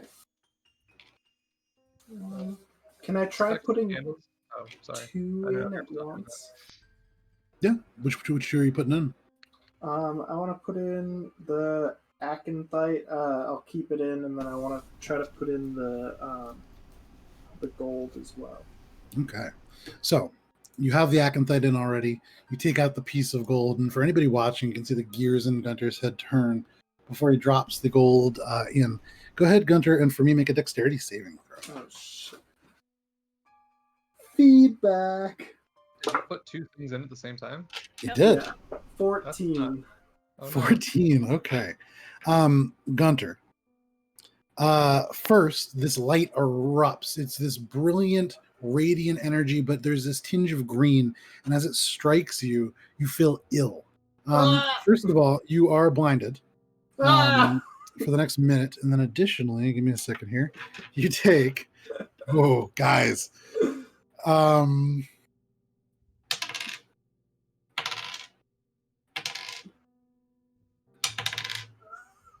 jeez! 42 points Holy, radiant damage. holy crap! Yeah, it hurts. I mean, this sickening radiance strikes you, and it seems to almost peel away at your flesh as if this light itself is acidic. And it suddenly kind of flickers, and the whole golem, poof, inert. Ah! What the hell are you doing, Gunter? I'm testing it out. You can see Helia kind of Alright. runs over, and she just kind of kicks the golem a little bit, and the headpiece just kind of rolls in place. Yeah. I think you broke it, Gunter. I'm gonna take the pieces out. I'm gonna try to put in something else and put the electrum back in. See if that fixes it. Took out the electrum.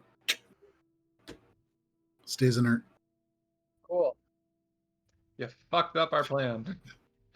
Oh my god. Okay. Can we still make it a slot?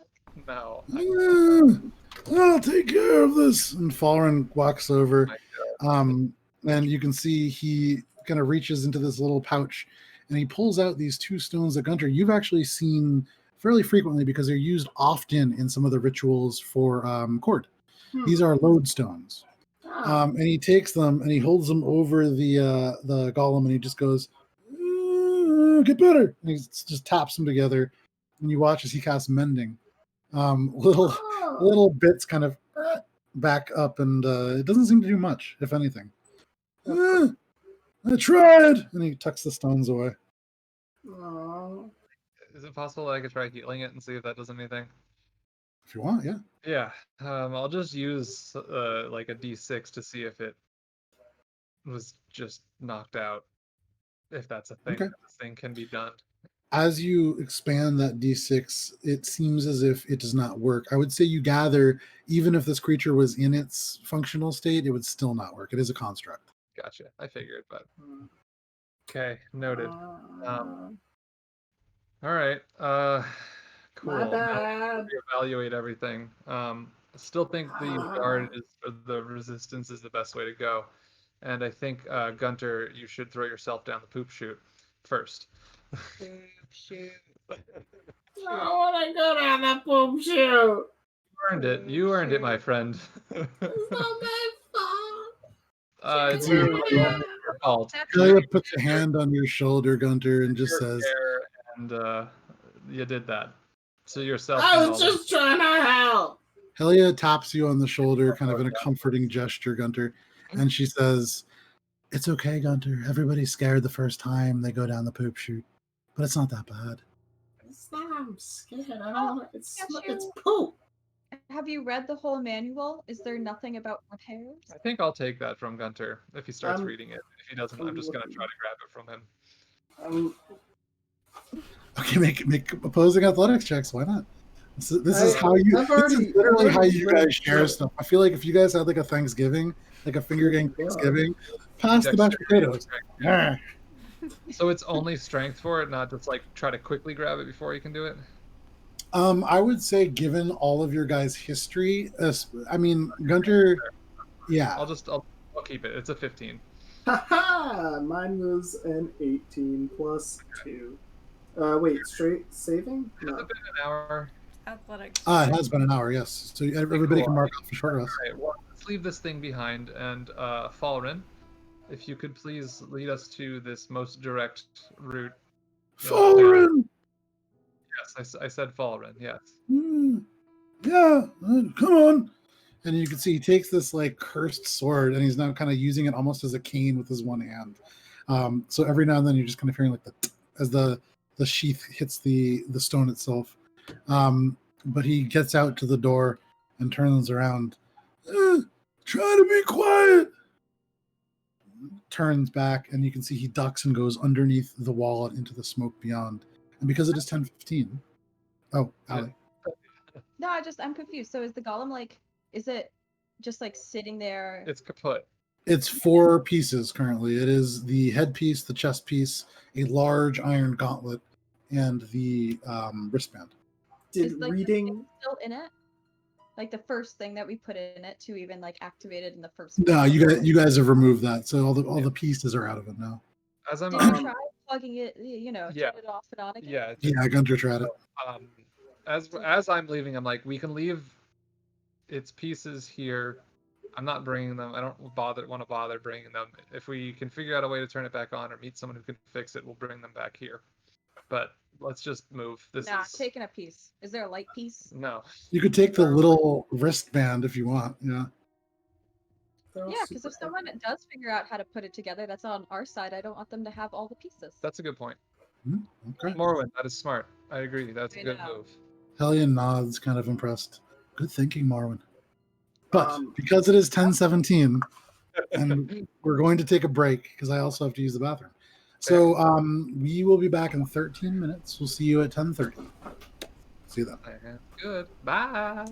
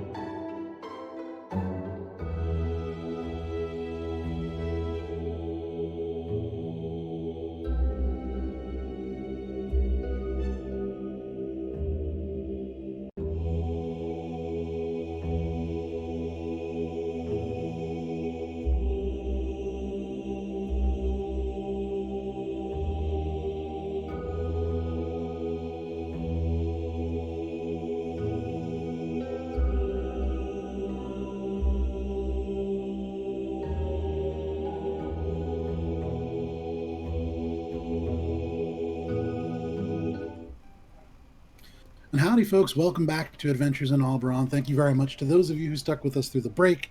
Hello to Sumiwa, to Talon, to Das, to all of the people who have joined. Big Edley, Talon, thank you for the bits as always. Super helpful. Hopefully, there's some Talon Nail content in Alberon now. So hopefully, eventually, we'll come across that. But I think it'll happen this campaign, which will be super exciting. But Talon, thank you so much for everything. You're here every single week. You've been here literally since the very first session that we streamed over a year ago. So thank you very much. We do appreciate it a ton. And to everybody else who's tuning in, I reloaded my chat, so I don't have all the names out there at the moment, but super awesome having people here. It is really nice to get to run a campaign that like people pay attention to and watch, and it's a cool feeling as well. Fat Boy, Iron Arms, a couple other people who are being pretty quiet. I won't call you out, but awesome having everybody here. So when we left off before the break, as a group, you were venturing out into the smoke. At least that's what you told Falrun as he ducked underneath the ruined wall and outside. And then you guys all began to talk again. So he is currently outside in the smoke. The rest of you within the entrance hall to the Gibbon Society Guild Hall. What do you want to do? I think I'm following Fallen because his safety. Yeah, I'm gonna. Shay goes. I'm leafing through the manual to see if there's anything about repairs as I follow. Okay, so Gunter, going through the manual, do see that in the case of some kind of a catastrophic failure within the golem, it should come back to its sort of resumed state in about an hour. Oh.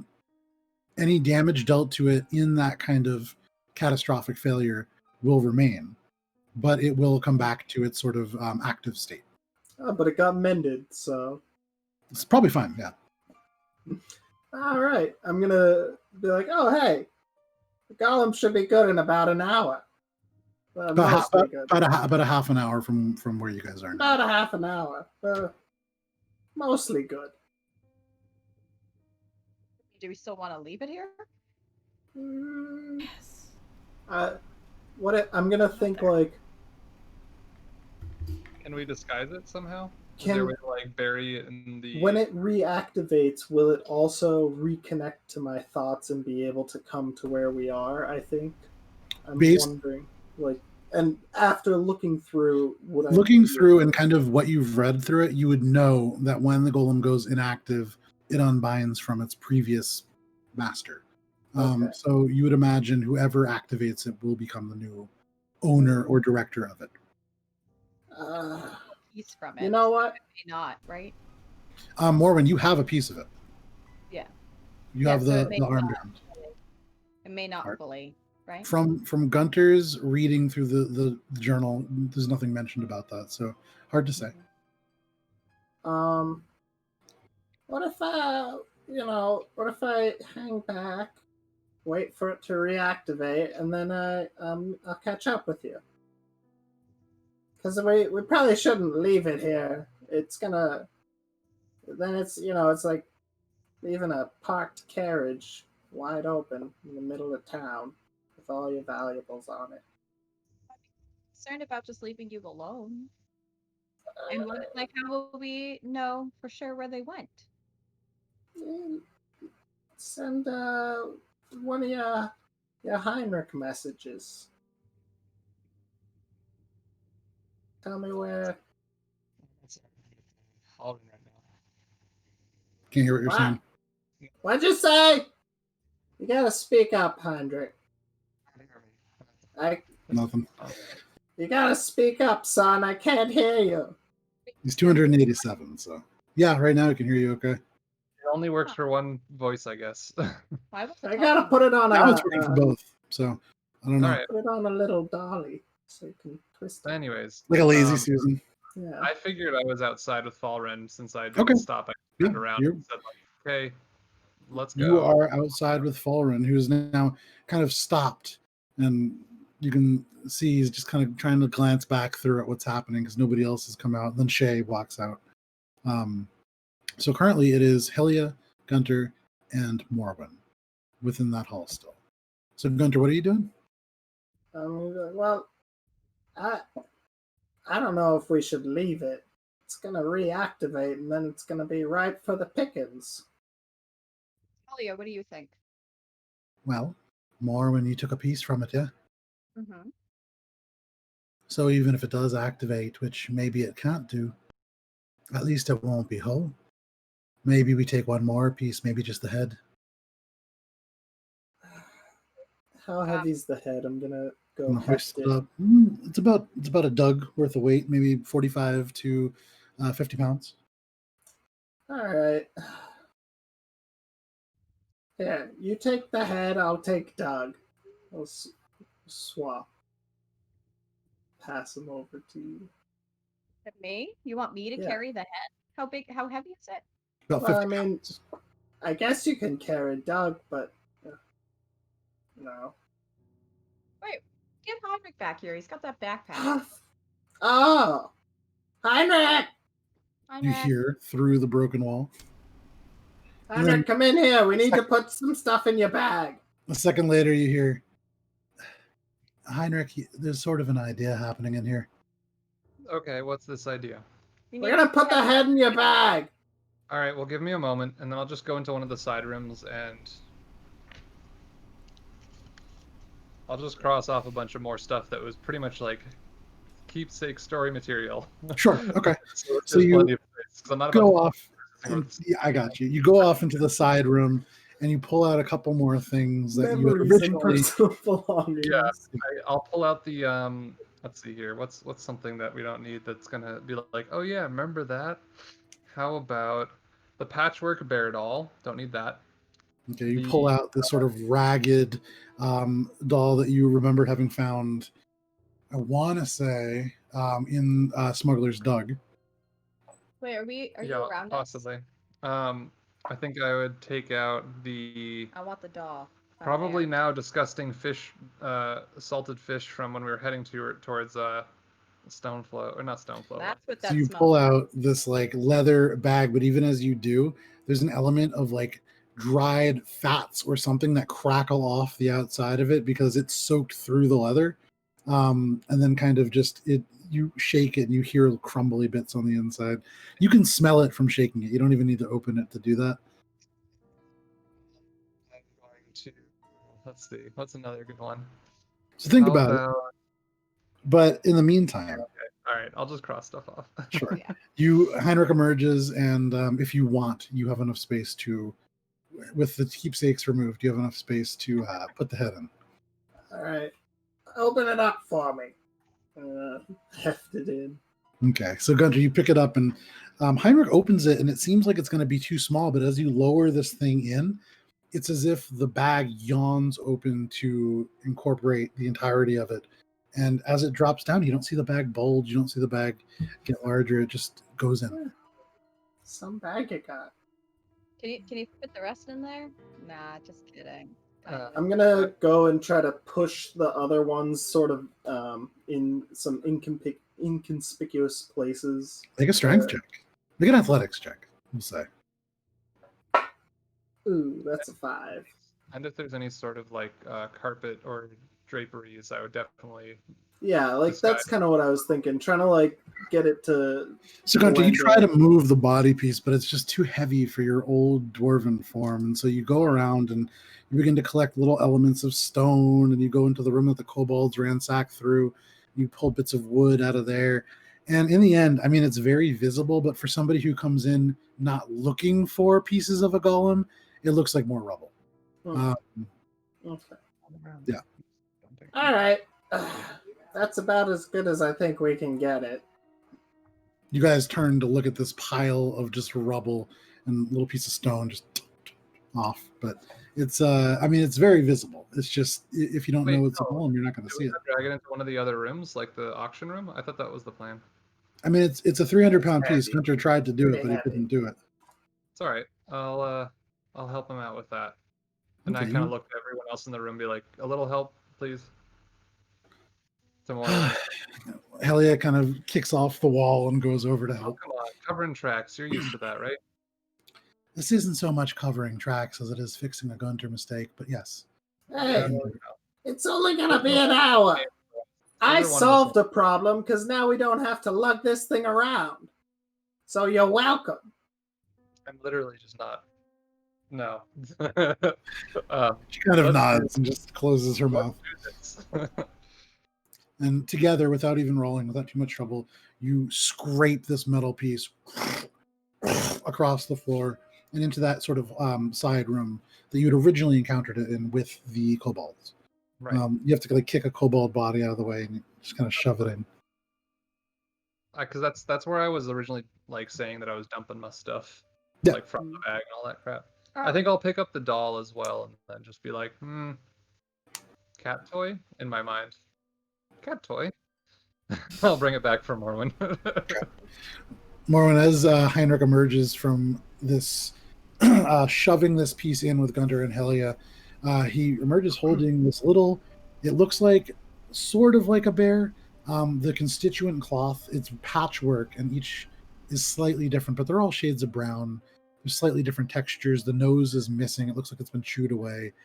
There are two eyes, but one of them has like little bite marks on it. And this is a child's item that's clearly very important to the child. But as you take it, the head kind of goes to the side, and it's a little bear doll. It's, I love it. it's I don't know, reminded me of you somehow. Yay. I forgot that I had it, and like a lot of other cool stuff. And I like start to pull the trident out, and like, nah, not right now. I'm gonna put it back because I have a trident in my bag. Yeah, you do. I did throw out that giant glass sword because that was like one of the heaviest, most useless objects It was pretty. in there. I like put it falsely on the display of like something that would be way too expensive. I like that. Yeah. So like if someone else came in and be like, "Oh, this is worth a lot," I'd be like, "Art." I mean, art's like what art is worth is pretty subjective, anyways. So, as a group, you make a little room, you move a golem around. At some point, Falren comes back in and just kind of sits down near the door. You see, it takes probably about 20 minutes for all of this, so he kind of nods off in the corner. But you guys emerge back into the hallway. Let's go. Ready. You kind of shake Fallen awake. Okay. And he gets up and, using the sword as a cane again, kind of goes back out into the smoke. You guys are following? Nope. Okay. You step out, following him into this sort of ever-gray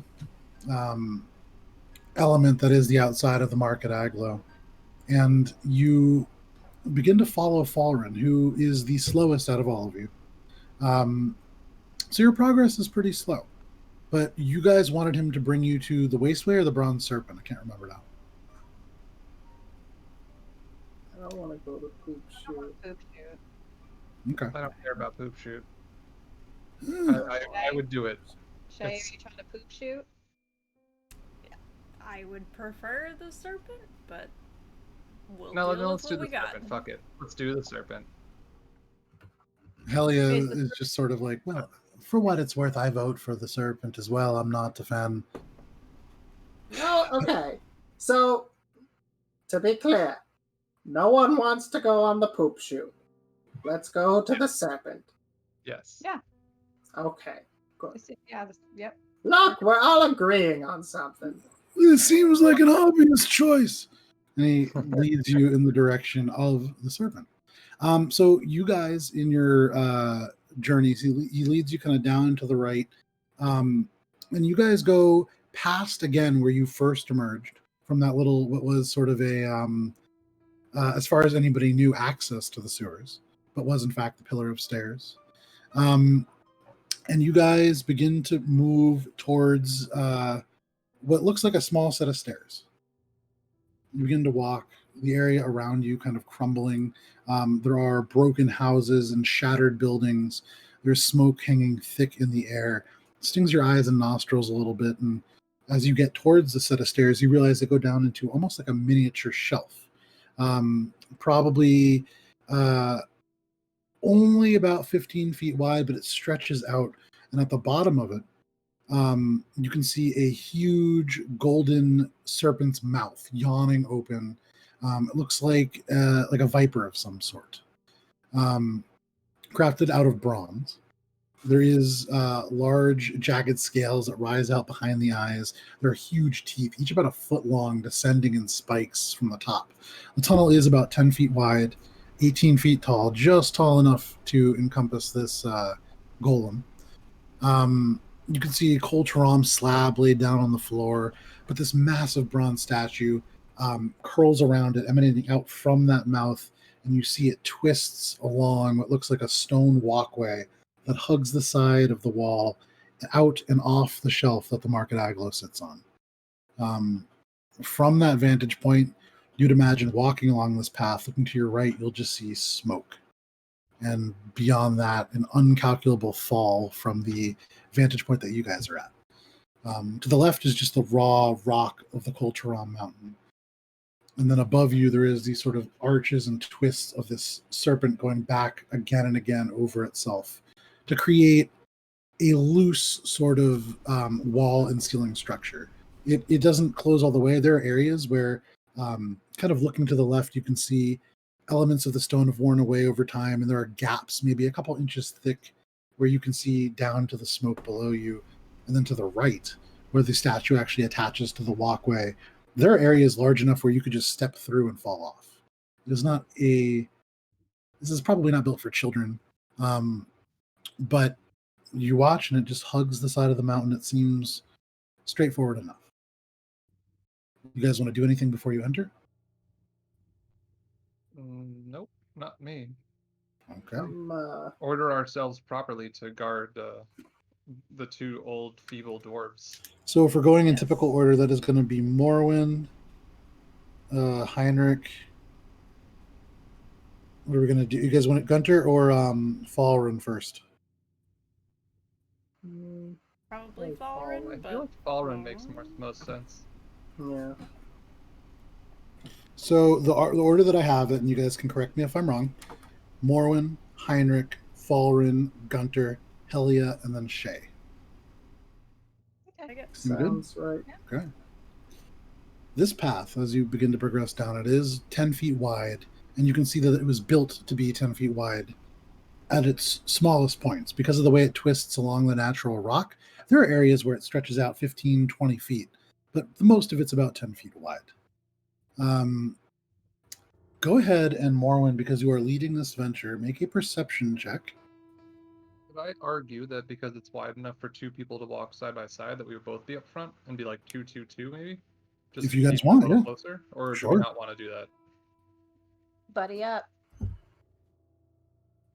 So How does everyone feel about that? I'm Yeah, still in the back, Gunter, so it how do doesn't you feel matter. about that? As long as I'm not buddying up with this guy. You You actually are. are. So as you guys fall into this It's one of those formation, it's one of those teachers things where, like, you know, the rope at preschool where you intentionally set up your like two troublesome kids who hate each other so they learn to like each other eventually. I was kind of thinking it was more like the teacher thing where the teacher goes, "Now everybody pair up," and the last two people are Falren and Gunter. Oh, okay. Yeah. Well, that too, I guess. But, It's like, shit! Oh, okay, it's another JoJo reference. Great. Wow, what about that preschooler? Falren and Heinrich are up front, Yeah. followed by Falren and Gunter, and then Shay and Helia taking up the rear. Sounds right. Okay. So what was your perception check, Morwen? Oh, sorry. Natural 20. First hour goes by uneventfully. You pass along the gray stone, which hugs the side of the mountain precisely, never leaves less than 10 feet of space in the entirety of this first hour. Here and there are patches of space between the metal and stone, as I said before, worn away over time or through other means. There is no light naturally here, but because of the sinister, faint flicker of the dozens of fires that burn in the ring of silver beyond and through the smoke, there is this sort of sinister, flickering light that very, very dimly lights your path. You can see here and there areas of this dragon statue are slightly twisted and broken, but nothing too bad. And then another 10 minutes go by, and you're seeing more and more of this statue listing a little bit to the side. And with a natural 20, About 30 feet in front of you, Mormon, you notice, and you stop everybody, you notice there's an area of the walkway that is badly damaged. Parts of this dragon look buckled and bent inwards, and the stone path breaks and crumbles to a place where there is an area where it's no more than probably 4 or 5 feet wide. The whole thing, as you stop and kind of take this in, you can hear the metal just kind of like the click, click, click, click, click, groan as it like stretches in the slight currents of air. Looking now, as the smoke clears for a second, you can see there's an area, a whole large chunk, where the serpent has been compressed down, bent as if a huge creature slammed into it. And around the area of contorted bronze, there are large drag marks etched in the stone. You kind of take another step closer, and you can hear again just a slight creak. What do you want to do? So is it like a? So it's basically like a narrow and one at a time vibe, is what I'm picking up. Perhaps the golem will have trouble getting through a 5-foot wide space. You'll probably need to do something kind of clever there. But it is not a long, there's a 10-foot stretch that is badly damaged. Mm-hmm. Once you get through that, you'll be fine, it seems. So without needing to worry about the golem at the time, does it look like we could proceed across, aiding each other in some way? Looks like you could probably just walk across, assuming the path does not crumble. Right. Okay. Does this go? What's the distance one more time? It's like it's 10 feet basically of like danger zone, more or less. Yeah, It's kind of 10 feet of like a real dangerous kind of broken path. And then Looks as if something smoke. large impacted it. Yep. Maybe landing and then taking off. Yeah. Off to the side, you just see smoke. Yeah. Okay. Morwen, you rolled a natural 20 for your perception check. There's a brief moment where you can see you are probably about 300 feet from the bottom of the Ring of Silver. So you're probably about halfway down. Does the golem look like ours? What? Wait, did I misunderstand? Yeah, there's no golem. Oh, I thought He was. I was saying we're the golem here. If we were to bring it down this way. there was another one. I was like, yo, let's This- get more.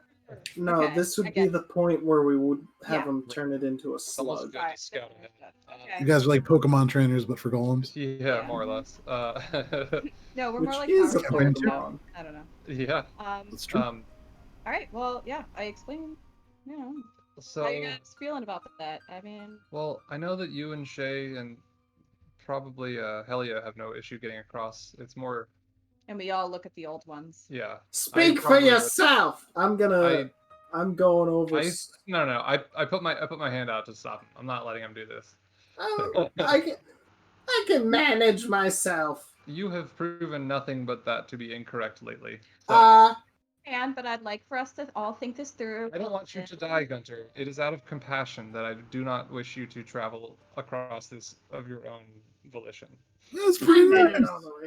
Yeah, I try, and it's very weird how it comes out, and I feel bad most of the time when I'm trying to be nice to Gunter, and it's a really weird relationship that we all have. But I don't know exactly the best way to do this other than to how we climbed up to the top of Squall's End. Easy rope kind of just in case thing might work best here. Well, Lauren, how comfortable do you feel about this? He turns and looks. Very, but I can shift into the rock if I need to. What is it? It's a 10-foot chasm? Yeah, it's not a chasm. I mean, it's path, but it's 10 Yeah. feet where the rock itself is cracked. You can see elements that are even now kind of off to the side and fall into the smoke. Okay.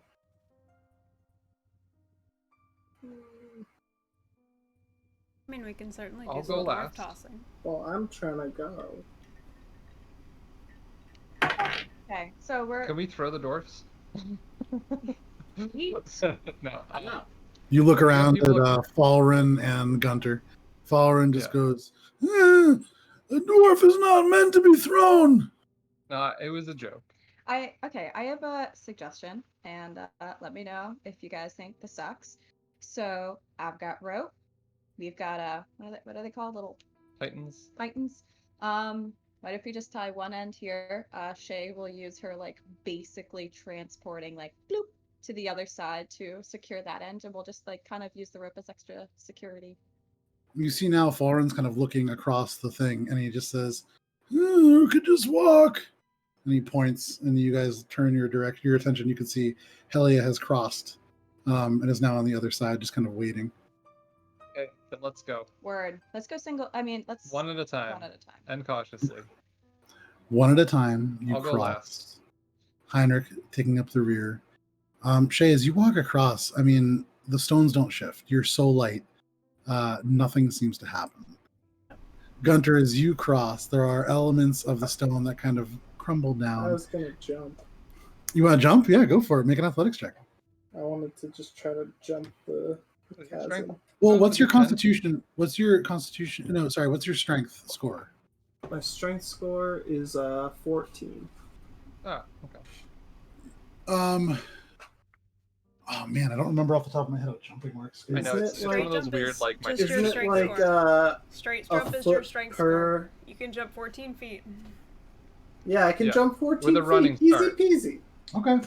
So you Easy go peasy. running I just start. I just run and jump, and then I look straight at Heinrich and I say nothing. I just stare at him. So you watch as Gunter's little old legs, just kind of move, and carries him as fast as Gunter can go, so 20 feet. And 25. 25, sorry. And then Gunter leaps, and in a surprisingly like gazelle-like graceful motion, you watch as Gunter springs across past the dangerous terrain and like 5 feet beyond, lands right next to Helia.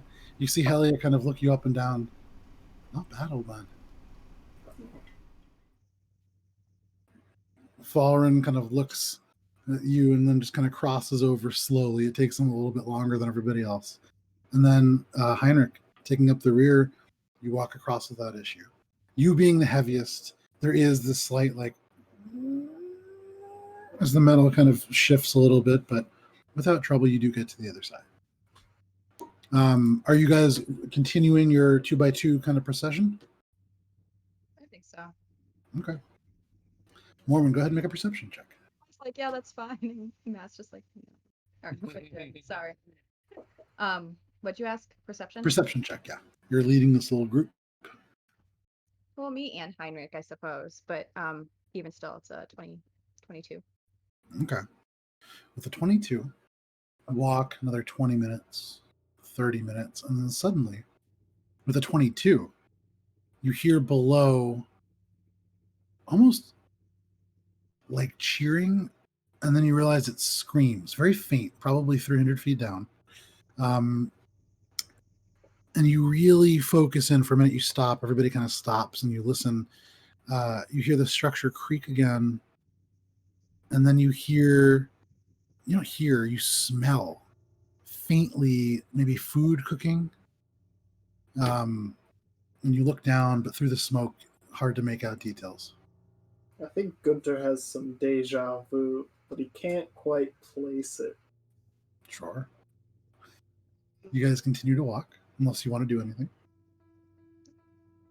Okay. You continue to walk, Heinrich and Morwen leading the way. Another hour passes without any more trouble.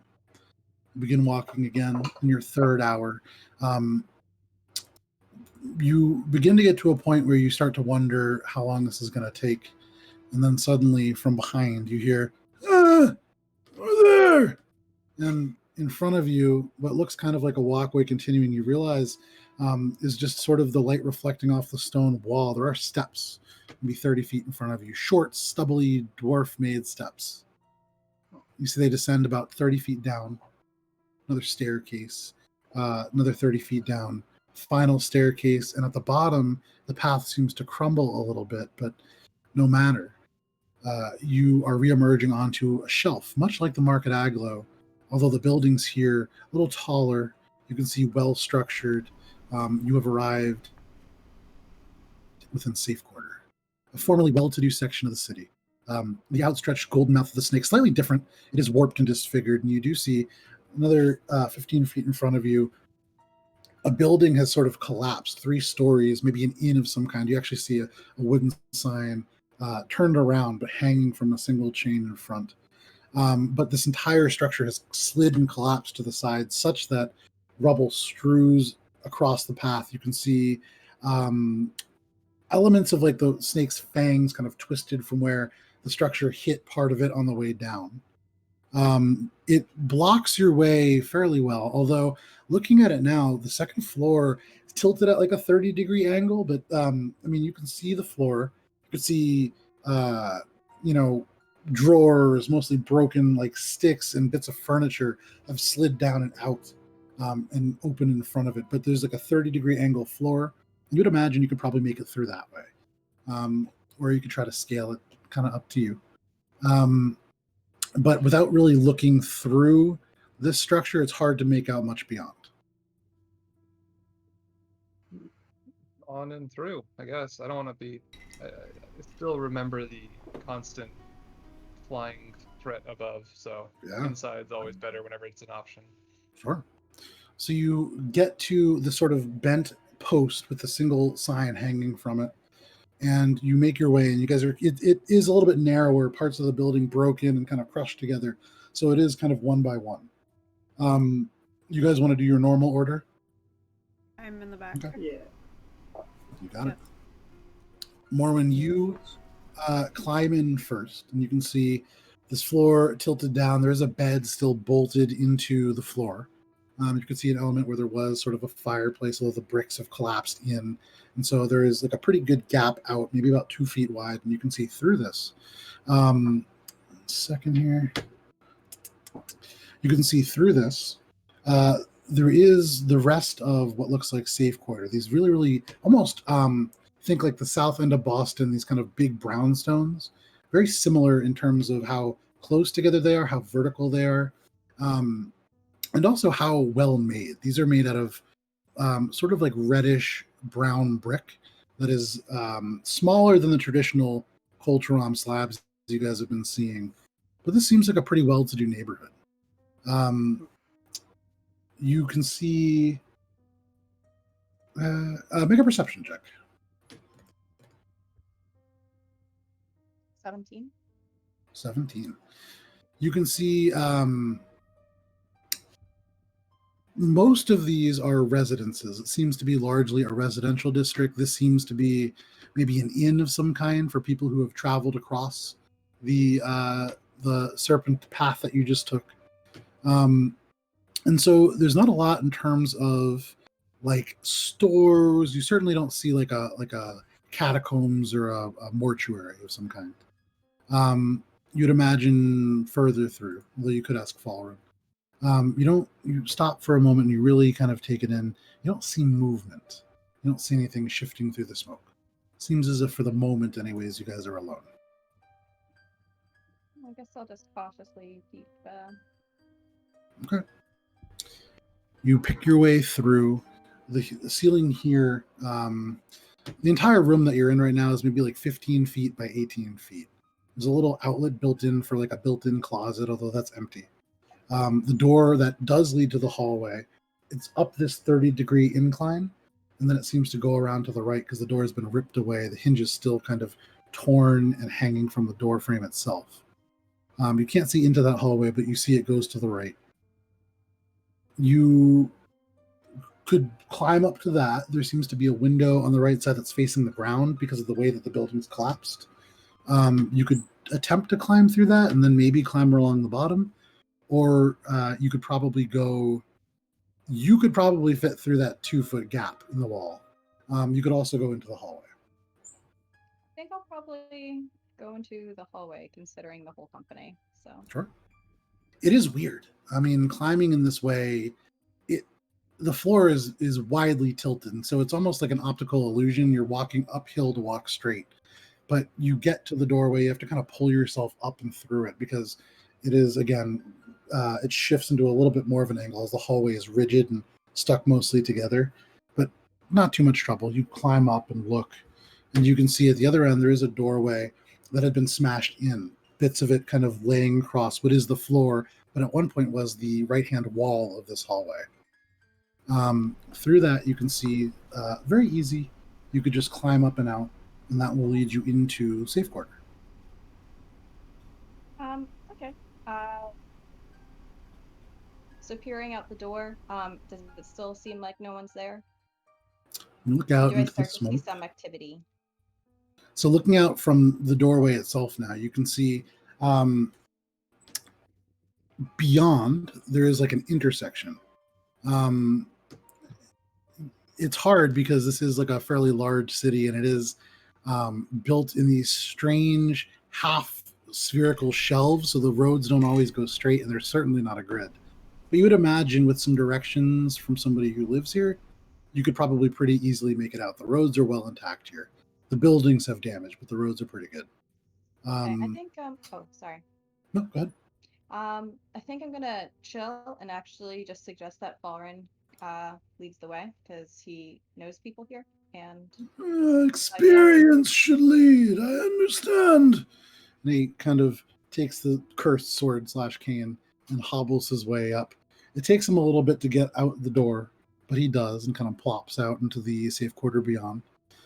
Everybody else following?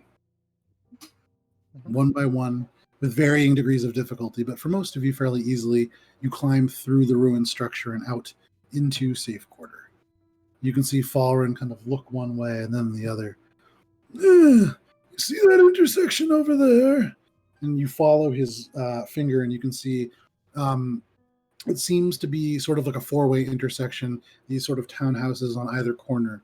But he points to the left path. That's. I live on this road, or I used to. And he points.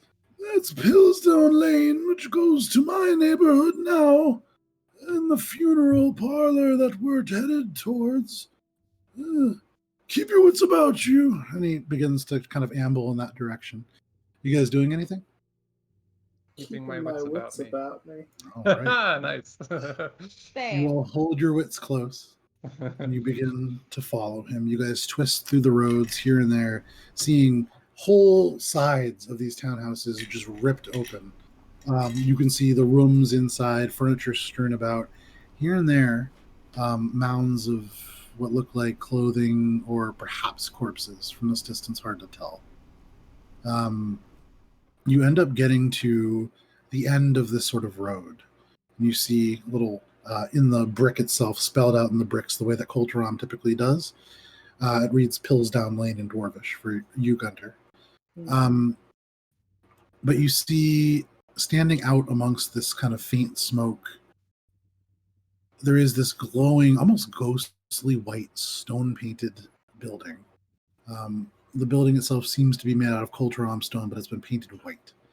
Shimmers like a specter in the faint smoke. It's rectangular, it's boxy, single huge chimney that rises up, maybe 100 feet up through the smoke to a point that you cannot see, and then disappears. Seems to angle a little bit before it disappears into the smoke. I would say, Morwen, go ahead and make a perception check. Morwen and Heinrich, or one of you make it at advantage. You at advantage. Okay. All right, that is a 24. Okay. You see, in the front, there were doors, although now, really peering at it, it's hard to tell what's there. Something has been moved, and it appears as if it's been kind of pushed into the space from beyond. And you're realizing now, kind of as you guys inch closer, there isn't so much damage done to this building. In fact, it's fairly clean. But as you draw a little bit closer, you can see Fallen kind of stops people. I don't know what the resistance looks like. It had a few dozen dwarves and other friends to the cause, but turns and kind of looks at you, Gunter.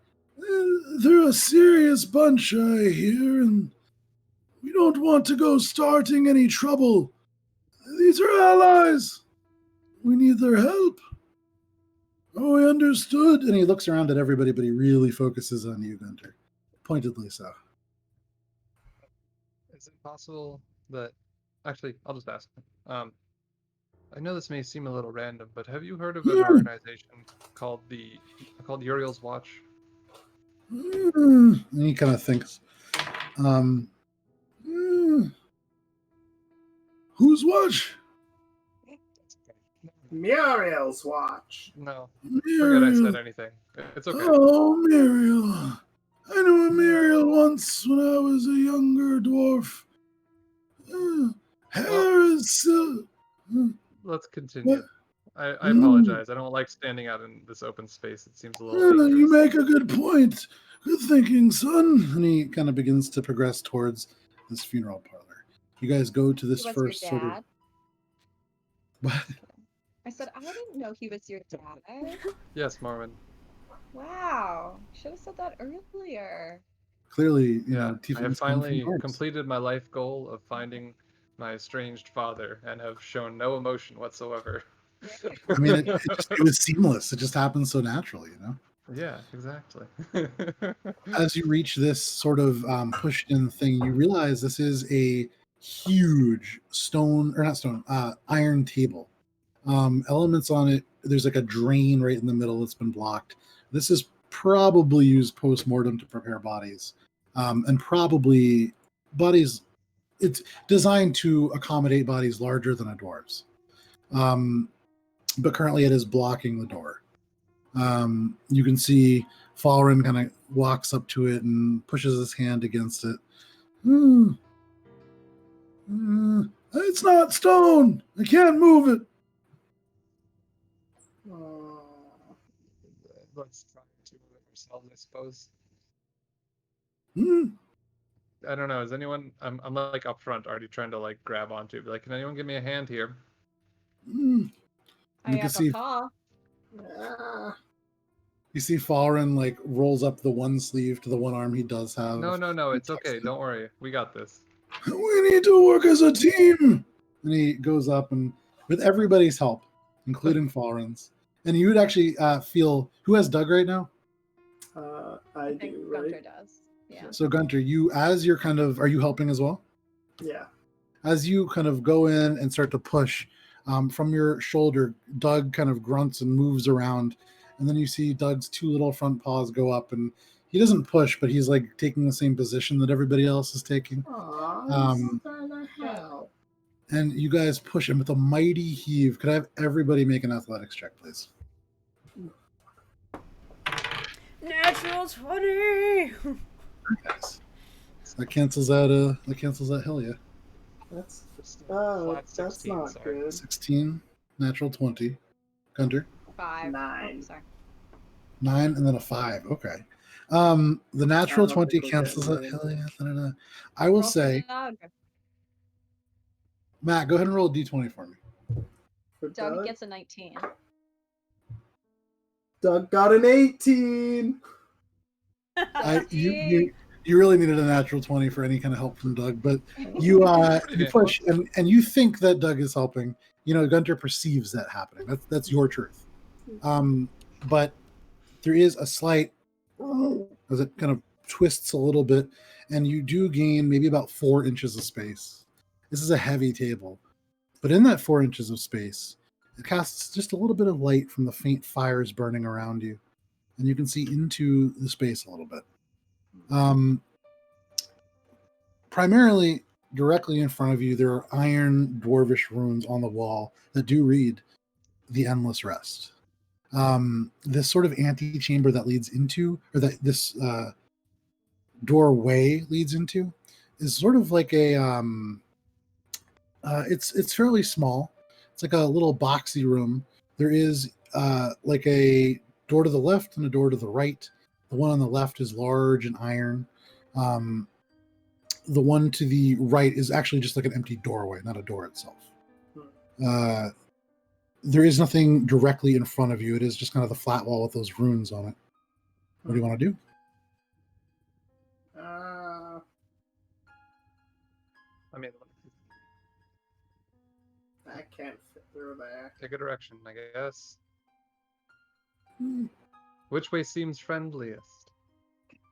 Well, we gotta Or get most, in first, right? Yeah, I Oh, mean, there's only a 4-inch gap kind of to get through the actual table in the doorway, and then there's those 2 doorways beyond on either side in the room. right. But what you do, in which one looks friendliest? I mean, they're 2 Yes, doorways. is like, does one have signs of battle or like reinforcements like clearly this table, or Make a perception check. Also, could we just open the door more? Like, can we try again? You know? sure. Perception is a 13. Looking at it, it's peculiar. There is not a lot of sign of wear, and you're realizing that that's pretty consistent. There is a thin layer of ash across parts of this building, but it's very thin, and it is almost universal. You look around, and even some of the buildings immediately around you have like a faint, almost like a very, very faint gray frost of ash that has settled on. This building does not. Can I get a magic sense on this? Is there any sort of like, because the You don't other get a magic sense, but you do get a sense that probably this is purposefully staged to look like this. It's staged to look uninhabited. You get the sense that it is not, Gotcha. because of how just uniform everything is. You also do notice there is a doorway to the left and not one to the right. And thinking about how you might defend yourself, you probably want as many doors between you and the outside as possible. Okay. So you would guess probably through there. I would suggest that and relay that to the group.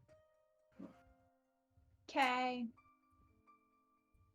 I will go first. Okay. So I'll say, for sake of time, you guys all as a group work very hard to move this table. You have a lot of people, and the opening's 10 feet wide. So, I mean, you guys can all kind of get in there. You shift the table out of the way, and you enter one by one. And Heinrich, you go up to the door on the left. Almost petrified wood. This door is so old. Has this sort of darker patinaed iron, like a curved going into an arrow point kind of accent to the actual knob fixture. But as you turn it, it turns freely. I'm just going to open the door. Well, I wouldn't want to. If we're going to a headquarters kind of thing, I just cursory glance and be like, anyone? What do I look for when I look for traps? I'm not really good at this. Marwan, any suggestions? Okay, cool. I'll just look for traps by myself with no one's help. Make an investigation. See if the door is. You gotta look around, check the edges, and look for anything out of place. 20. Okay. You can make it at advantage if you want. 20 is pretty good. 22. Okay. So you begin kind of like prodding at the door and looking at it, and Gunter says, "No, you got to feel around it." And so you start to feel around it, and you feel even more sure that there is no traps here. Okay. I will open it. Okay. Push. Yep. Cool. Gathered. The door swings open and suddenly kind of stops as if it hits like a door stopper, maybe, but it opens about 2 feet. Okay. Beyond, you can see you are in a space that is. I'm going to pull up the Endless Rest. This is a large room. You're looking at it, and it seems as if this is where that actual chimney goes. You can see it's kind of in the far back. There's a huge, what looks like at first maybe a fireplace. You also see here there are Coltram slab floors. These are clean. And you're seeing also there is sort of like a single iron table, almost a twin to the one that you guys just moved. You can see a space where there might be another one put, and you would imagine that is where it came from. But occupying that space currently, and all with weapons drawn, there are 7 dwarves. You see. Oh, it sounds like a story I know. You see the first one kind of maybe the leader, but in front of all of them, wearing chainmail. The torso part of the chainmail and the sleeves are like heavily oxidized, almost green. It looks as if this was definitely like a salvaged bit of armor. On the belt, he has 2 hammers, one on each hip. And you can see on his back, there's like a large rucksack that has been almost basically tied to his chest. There's no like straps for it. It's a very much a makeshift backpack. You can see one of the other dwarves is wearing plate mail, like probably about a size too big. You can see she's wearing a helm. She looks very nervous. And it's one of those things that has a visor attached that goes up and down, but you can see the visor is missing. She is currently not wearing the greaves of the armor. She's just wearing like simple pants, which is comical because the armor is already a size too big. So she looks like she's wearing like a parent's armor. To the left of her, you can see in full, you guys have seen the Stone Guard before. So wearing full Stone Guard plate mail. Has a bit of a broken stake where maybe like a banner hung or something, and a large dwarven greatsword slung across his back. Another dwarf. And you can see him just kind of like draw back away from you guys a little bit. One of them is missing an eye. You can see there's another who is currently, he's clad in only a loincloth. And actually, as you guys burst through, he does wheel from where he's going and seems to make a grab for some armor. You actually see one of them is currently leaning on the table. And at first you think that she's injured, but you can actually see even in the tense moment that her chest just kind of rises and drops. She's sleeping. And then you also see the final dwarf kind of in the back pushes one of them out of the way and kind of looks at you.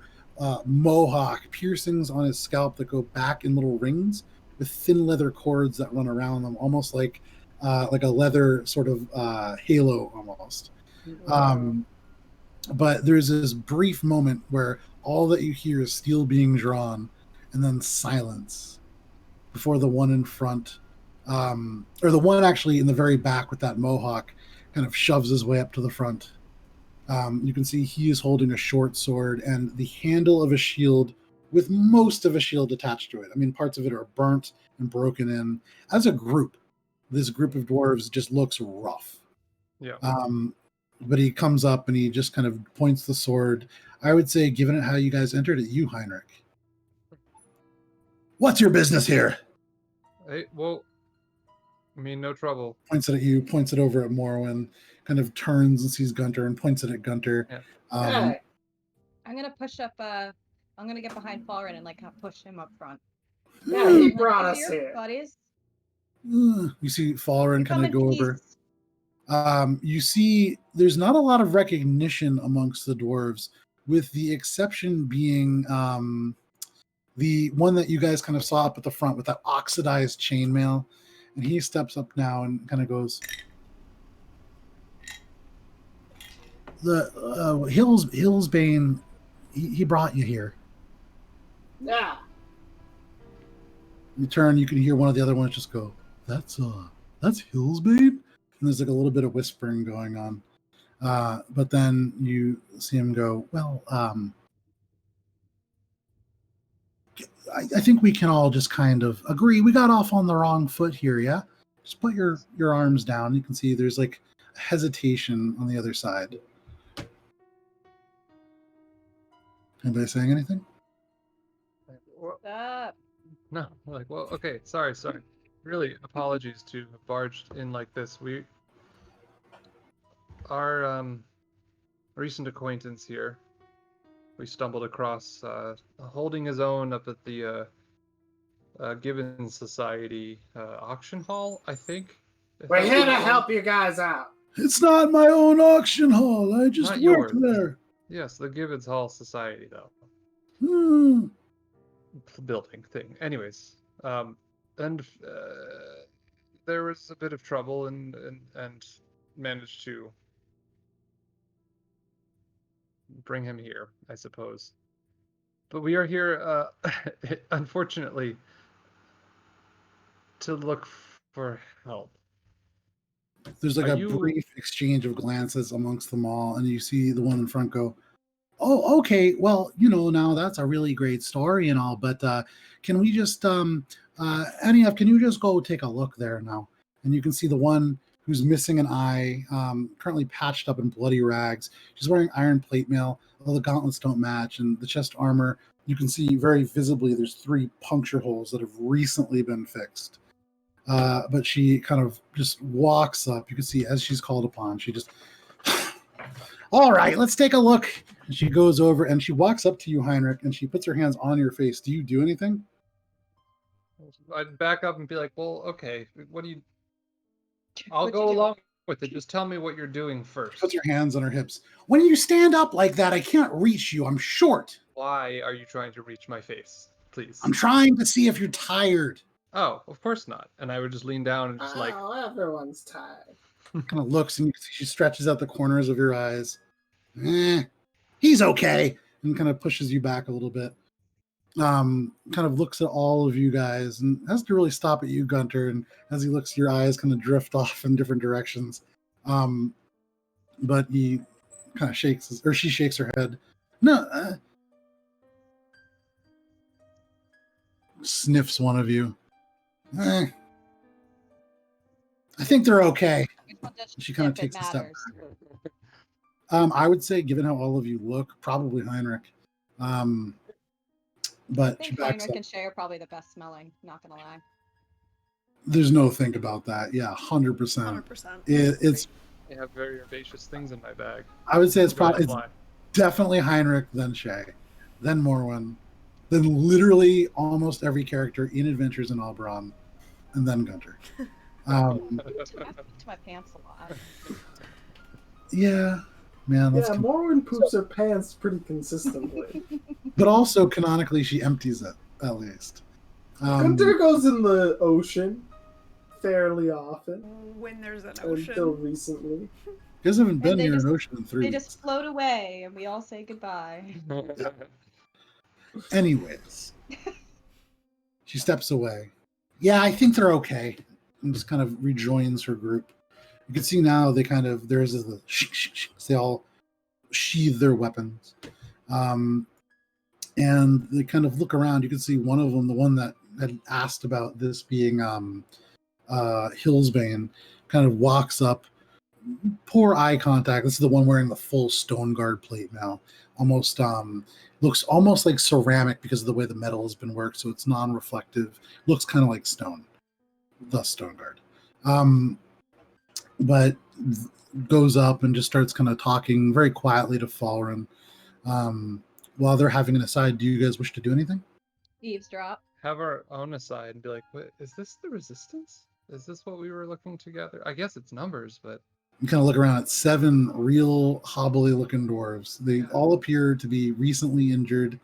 None of them smell especially good. They smelled you, but now you can smell them without any real active trying.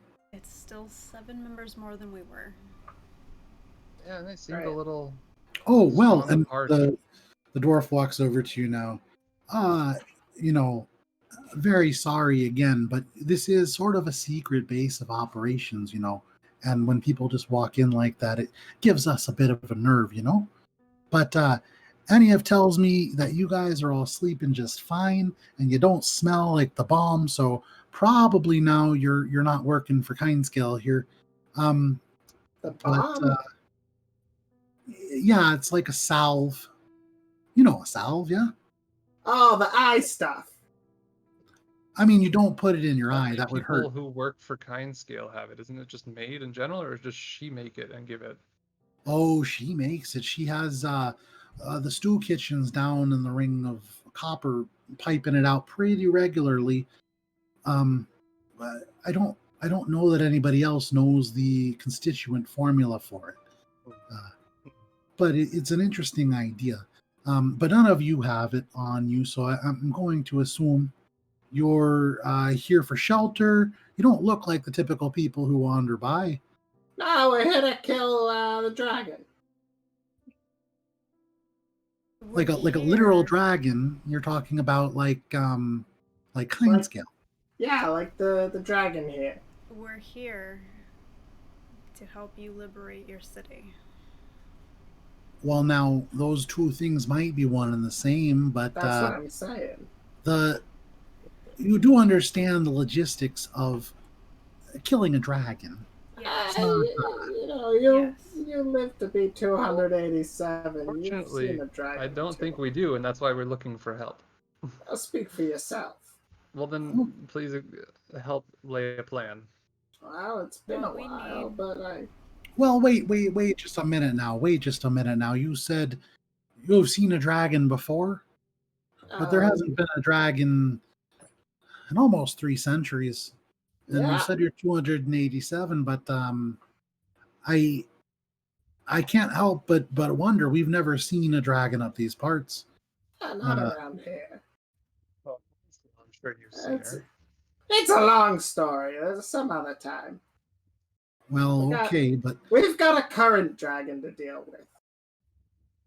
well, we're the resistance, and he holds out his hands. The other 6 dwarves, well, 5 of the dwarves actually give like a half-hearted greeting. One of them's still asleep. But he says, not much of us right now. We've taken quite a few losses recently, but we're still doing some pretty good work. And if you are here to help, we do have a couple of plans we're looking to set in motion. What have you got? Go on. Well, we've been helping people get out of Cold Taram. Been using this real nice lady from outside, kind of a ranger-looking type, and she's been guiding people through 10 at a time. She's a furbog? No, she's an elf. Haven't seen a furbolg up in quite some time. But this lady has been guiding people through 10 at a time. They've been getting out, and she comes back. She's a little late, not gonna lie. So we're a bit nervous, don't you know? But we have about 150 people still waiting to get out. We had a couple more. Oh, go ahead. Any of them fighters? Or are they just common? Oh, no. They're people who've escaped the sort of things that have gone on around here. But they're citizens. They're not people who are meant to fight. I would argue, kind of points to a few of the other dwarves, many of us are not really meant to fight. The only one of us with any real fighting experience is, he points over at the one wearing the stone guard armor. He's talking to Falren. That's Emo. He's quite a bashful guy, but fought quite a few battles for the stone guard now. But aside from that, I was a banker. All kinds. Do you have plans of the city? Plans of the city? You mean like a kind of map? Yes. Oh, no, not a map of the city, maybe, but so if you are here to help, this lady, she's gone missing, and we're missing a lot of our members, so it's difficult for us to help people get out. We were thinking about trying to get some of our more key people back into the fold, so to speak. Now, I know what you're thinking, or maybe I don't. Are any of you from Cold Taram? He is. She Turns- is. Just fun. Well, again, I'm not actually from Cold Taram, but Exactly. But you can see Falren kind of looks over. What?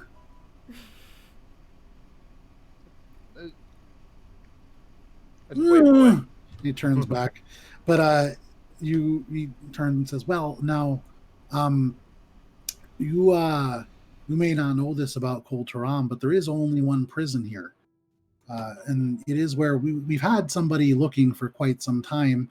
And we've managed to put together a map of the prison, more of a sketch, really, and we have some knowledge of the goings on and some of the people who are caught there that we have some interest in getting free, so to speak. Our leader was captured as part of the last raid, and we'd like to get her out. And he turns to you, Gunter, the only person who is even a little bit like a dragon slayer up here would be Arktar, the Slayer, who maybe you've heard of, but maybe not. You look a little different. But he's killed a rock, he's killed trolls, a yeti, I think, a lot of other things. Quite the experienced slayer, but he's held in the legislate building. There's a whole bunch of folks that might be helpful down there. Arknar. Arktar. Arknar. Well, what's holding this Arknar if he's so tough? Oh, well, he was arrested because he did kill a member of the assembly, and that is sort of frowned upon here in Kol Taram. You don't just go around murdering politicians now. There's a political process and all that, and it exists for a reason. But So he's there because he broke the law, but he's in the legislate building, which means he's more of a political prisoner. So, could he be politically sprung from the jail? Well, no, because the entirety of the Halls of Atonement is under Kindscale's control, don't you know? She took some of the prisoners and set them up in a place where they're kind of running the show. It seems they sprung out Pillory Ashbringer.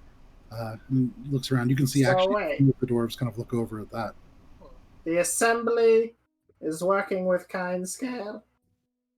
Oh, no. The Assembly is the whole political party. I mean, I'm sure the Ring of Gold is just as decimated as we are down here. It's not. It's not. It's not. Well, it's a smaller place, so of course the scale is different. It's No, not. they're living They're pretty well working up with there, the actually. We just got back from there. Oh, Yeah. well, seems that's as just if- preposterous. I mean, what you're saying. I mean, people fall from the sky every now and again, but otherwise, like, everyone's going about their business. Oh, I It is mean, true. When we were up there, it seemed as though. Have you ever been bullied before? Is that something that you you kind of look experienced in your down at lifetime? this sort of meek banker of a dwarf who is now I know. decked It's out just in kind of the broken point. armor. Well, I'm not easy Growing to up or take something. advantage of, but maybe when I was younger, sure, I know what Yeah. bullying is.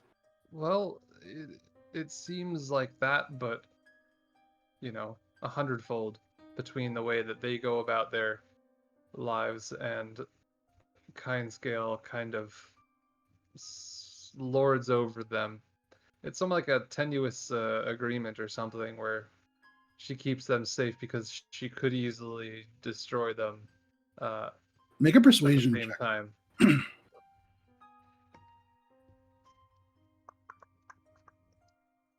15.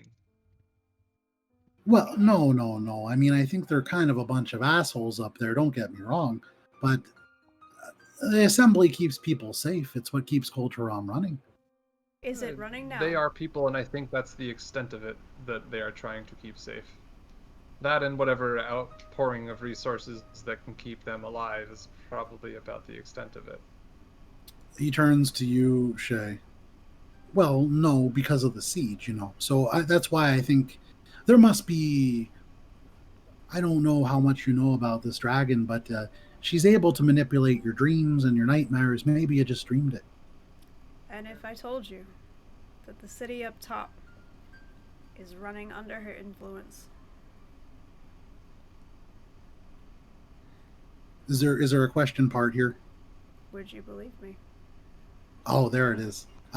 Yeah, probably not, because again, it just doesn't make any sense. Why not? Well, because the current leaders of the Assembly are the Gold Glows, and they're a very powerful group, I've heard rumors about them, but for the most part, they seem like a nice bunch.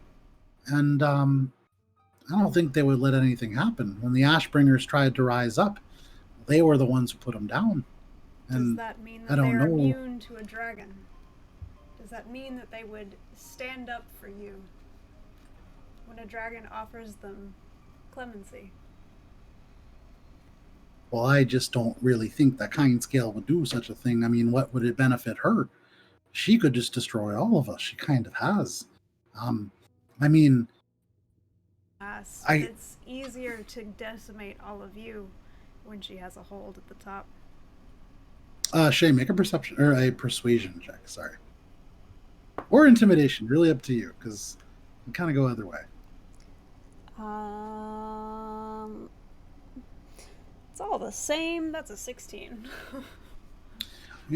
Before my time, probably even before your time, points to you, Gunter. It maybe almost 500 years ago now, the Ashbringers, Grey Dwarves, rose up and they assaulted Culturam from below. They waged war in our mines, and eventually they made it all the way into the Ring of Iron. The Bearded Consortium, the Stone Guard, and a lot of the Gold Glow's personal guard were able to take back much of what we lost. And in the Battle of the Slabs, they were able to slay Why did I give this such a hard name? Delanahan Ashbringer. Delanahan.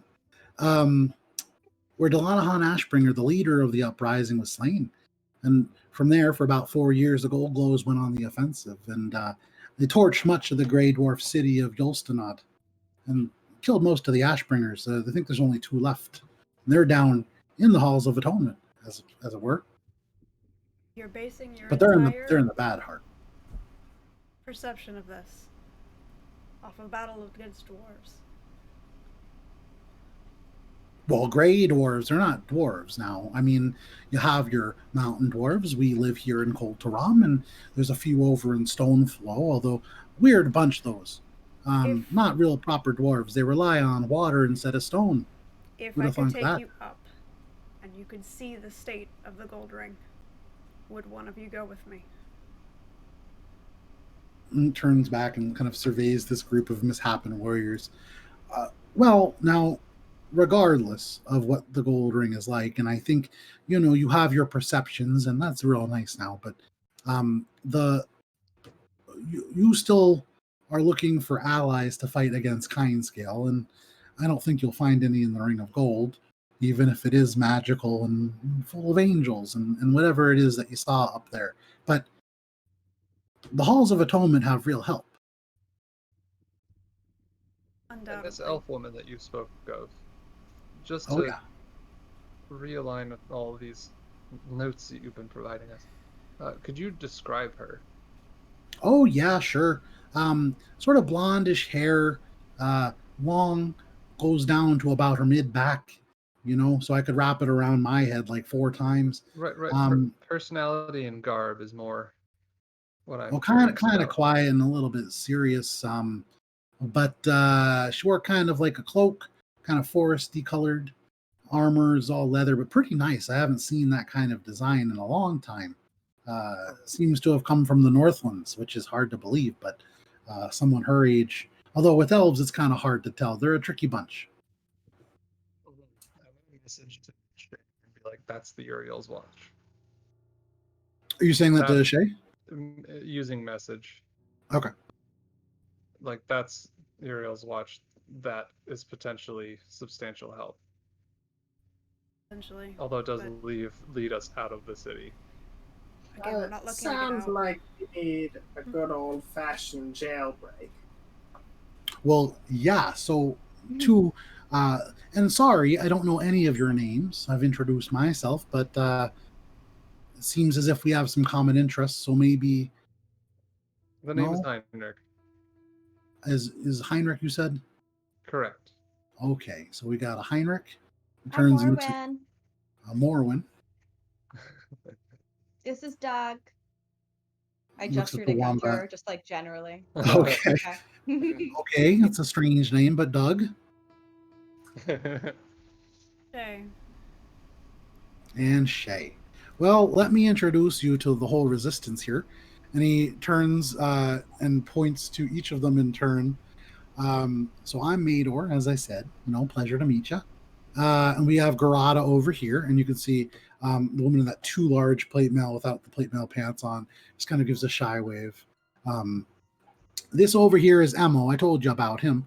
The one wearing the stone guard plate just kind of looks up and then immediately looks down and continues to talk to Falren.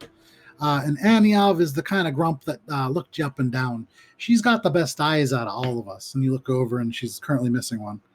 And then you got Sneeblock over there. It's not his real name, but it's what we call him on account of the fact that he sneezes all the time. And you got to block it if you're trying to sneak up on someone, which is real inconvenient. But we can't figure out what he's allergic to. And then over there, and you can see the one currently asleep on the table. That's Doa. She's pretty much asleep all the time. I think it's genetic. And then Jagertoft over there is the one with the mohawk and the sort of, I guess you'd call it like a body modification kind of thing going on there. But pleasant enough fella, just kind of talkative. But we're the resistance, or what's left of it, and we're really looking for our leader. That's who we need back in the fold to help us get the things that we need to get done. She's able to make the resistance a little bit more than what I've been able to get done with it. And one more time, what was her name? Her name, I think, I'm trying to remember if she gave you the full name or not. The full name is Jillrack Breakflint With a G? with a J. With a J. What is the goal of this resistance? Is it just to escape? Well, yeah, I mean, we're not going to bring Kol Taram back. I don't know how much you know about the history of the city, but in Dwarvish, Taram actually means dome. It isn't a very well named city, but it is apt. We haven't had a great amount of success before the War of Ash and Gold. We had a whole bunch of strange things crawling down from the Underdark, but um, after we built in kind of the drainage system for Kol Taram, for some reason it got a lot quieter. And before that, we even had a group of natives that lived underneath the mountain called. Oh, I never really was much of a student, but we had to clear them out because they were in the way of the city, basically. So they're not really around as much. But So then you I don't think care for this citadel at all. it isn't that we don't care for it. It is our home, and there are parts of it that pain us to leave behind. And every now and then you can see he does look kind of over at Gunter and then at Falrun. But dwarves have left before, and they almost went extinct. But for a long time they were pretty okay. So I don't know. Some of us are going to go to Stoneflow. Some of us are going to go across the Emerald Expanse and give it a try there. There are places to go. So wait, you said that there's only one prison in all of Culturum? Yeah, the Halls of Atonement. And I'm just gonna It's a big prison. I mean, it holds about 5,000 people. Although, based on the map that our scout gave us, it looks like there's probably closer to about 7,000 being held right now. It's a big part of the Ring of Silver's population. Do you have Talia aside real quick? Oh.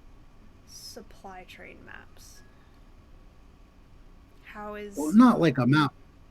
How are things moving up? How are things moving through the city? Well, right now, mostly on foot and with great care. There's a group in Kol Taram that's called the Shadow Scavs, and I think before she got taken away, Jillrack was trying to get in touch with their leader because they think that they can probably help us get people out a little bit faster. They can move all around the city, and we can't quite figure out how. Are But they they're still independent, or are they working for Kindscale? I don't think they're working for Kindscale. It seems as if they're still moving things around the city. But their new leader is kind of a strange one, and it's hard to tell what he's up to. They usually have an vested interest in keeping Kol Taram running, at least. Do you know their leader? Or know the name? So anyways, the name? Mm-hmm. Of whom now? The leader of the Shadow Movers. The Shadow Scavs. Their leader is just called Soon. And I know what you're gonna say, but it's actually spelled Suen, not like soon. We're gonna leave soon, but soon. I guess it's a name. I'm not sure. You probably know, right? And he looks up at you, Morwen. Do I know who? Sue? Well, I mean, you probably know about the name because it's a Tabaxi name, I think. Yeah. Do I know about Soon? We've heard that name before. You've heard the name. I have. It's a pirate, right? No. You guys remember you met this necklace. Sorry, dwarf. I remember there was a whole bunch of. No, go ahead. There's a lot of names. Confused. You remember there is this necklace dwarf named Virgil that you guys met when you first came into Kol Taram. He was a Shadow Scav. You remember that he named Soon as the current leader. That's kind of all that you know. I can't remember if Gunter knew more about him or not. I don't think so. I can't remember if you got any more notes. You may have, and if so, it would have been in your lore. Yeah. And so we're hoping that maybe our interests align a little bit, and he'll help us get some people out, and maybe we could help him in some other way. I'm not real sure how, but step one, make contact, and we'll figure it out from there. How do we find him? Well, if I knew that, then we'd already be in touch with him now, wouldn't we? But Yes. that is sort of a secondary plan. Again, like I said, Jillerak was kind of dealing with that, and she's captured. So our plan, well, hang on one second. She pulls out this folded up piece of paper. Let me send you guys something in the Discord, and then you can send this to, what's it called? Twitch chat. But he unfolds this very, very soot covered, it's a drawing. And I'll post it right here. And if one of you guys wouldn't mind putting that in Twitch chat, that would be great. So we had a scout for a little while, and they were keeping tabs on what was going on over at the Halls of Atonement. And we got a little bit of a drawing, and we took some notes. We found the map on the body, and so we can't really ask what all of it means, but you can see a couple of these are people of interest. Let's see. Oh. Hmm. Sorry, I'm copying the map. That's quite massive. And so, I think Jillery is her nickname, is Jillerak's nickname. That's what she goes by. But she's held on the third floor, I think, at the Legislate building. And that's, right near where the Slayer is being held. He's on the first floor. So that's kind of a 2-for-1 now. But it is where the guard typically stay. I don't know if Kindscale has changed that around, or even if she has direct involvement anymore. I know she turned it over to some of the prisoners. But it seems like, and he points to the top left corner, which I don't know if you guys can actually see in that picture, but I got clipped. I got clipped. Okay, so in the top left corner, there is the word Minotaur, and there are 4 tally marks, and then the number 5 and a question mark next to it. It seems as if maybe there's a few Minotaurs there. And when you look down here, and he points to the bottom right, well, so this is sort of a problem here. So you see here, Lady Ashbringer, that's the last person from the Ashbringers as a whole, and she's quite dangerous. Usually they would keep her a little bit extra safe. They have a few places for some of the more dangerous people, like a kind of imprisonment, but alone, Some sort of solitary confinement. That's a great word for it there. But she is a war criminal after all, and she's one of the last Ashbringers. She's a Grey Dwarf. You guys all may have, if you're not from around here, heard of him as Duragar. But she's one of the last 2 of Clan Ashbringer that are left. And if she's free, that's pretty dangerous. She doesn't really have any powers or anything, but she's pure evil from what I hear. And then you can see here that they wrote down Kilrog, and the only Kilrog that I know is Goliath, who decided that they were going to take vengeance on all dwarves. They wrote a whole bunch of things about it in blood, I guess. I don't really know. It was in the Ring of Copper. But he seems pretty dangerous, and if they freed him, that's not great. And then also you see down here where it says the Dukar Devil. Well, even if you're not from Kol Taram, you must know who the Dukar Devil is, because from the West Coast, No? Anybody? Morwen, make a history check. 6. No idea. Well, the Dukar Devil is one of those there broken sorcerers. He hails from Everest by way of Dungannon, and just sort of a serial killer type, and an arsonist and a torturer, but he leaves his victims in these strange twisted shapes, and he claims that the shapes give him commands. But I don't really think that's true. I think he's just kind of a murderer. Bonkers sounds like. Sounds like it. Well, it seems as if, based on this drawing, I think he was released but then put back in jail because he killed more guards. So maybe not a problem, but just something to be aware of. He's down there. I would imagine probably in the Black Keep. Or the Black Hall, sorry. Sounds a bit messed up. Oh, yeah. Now,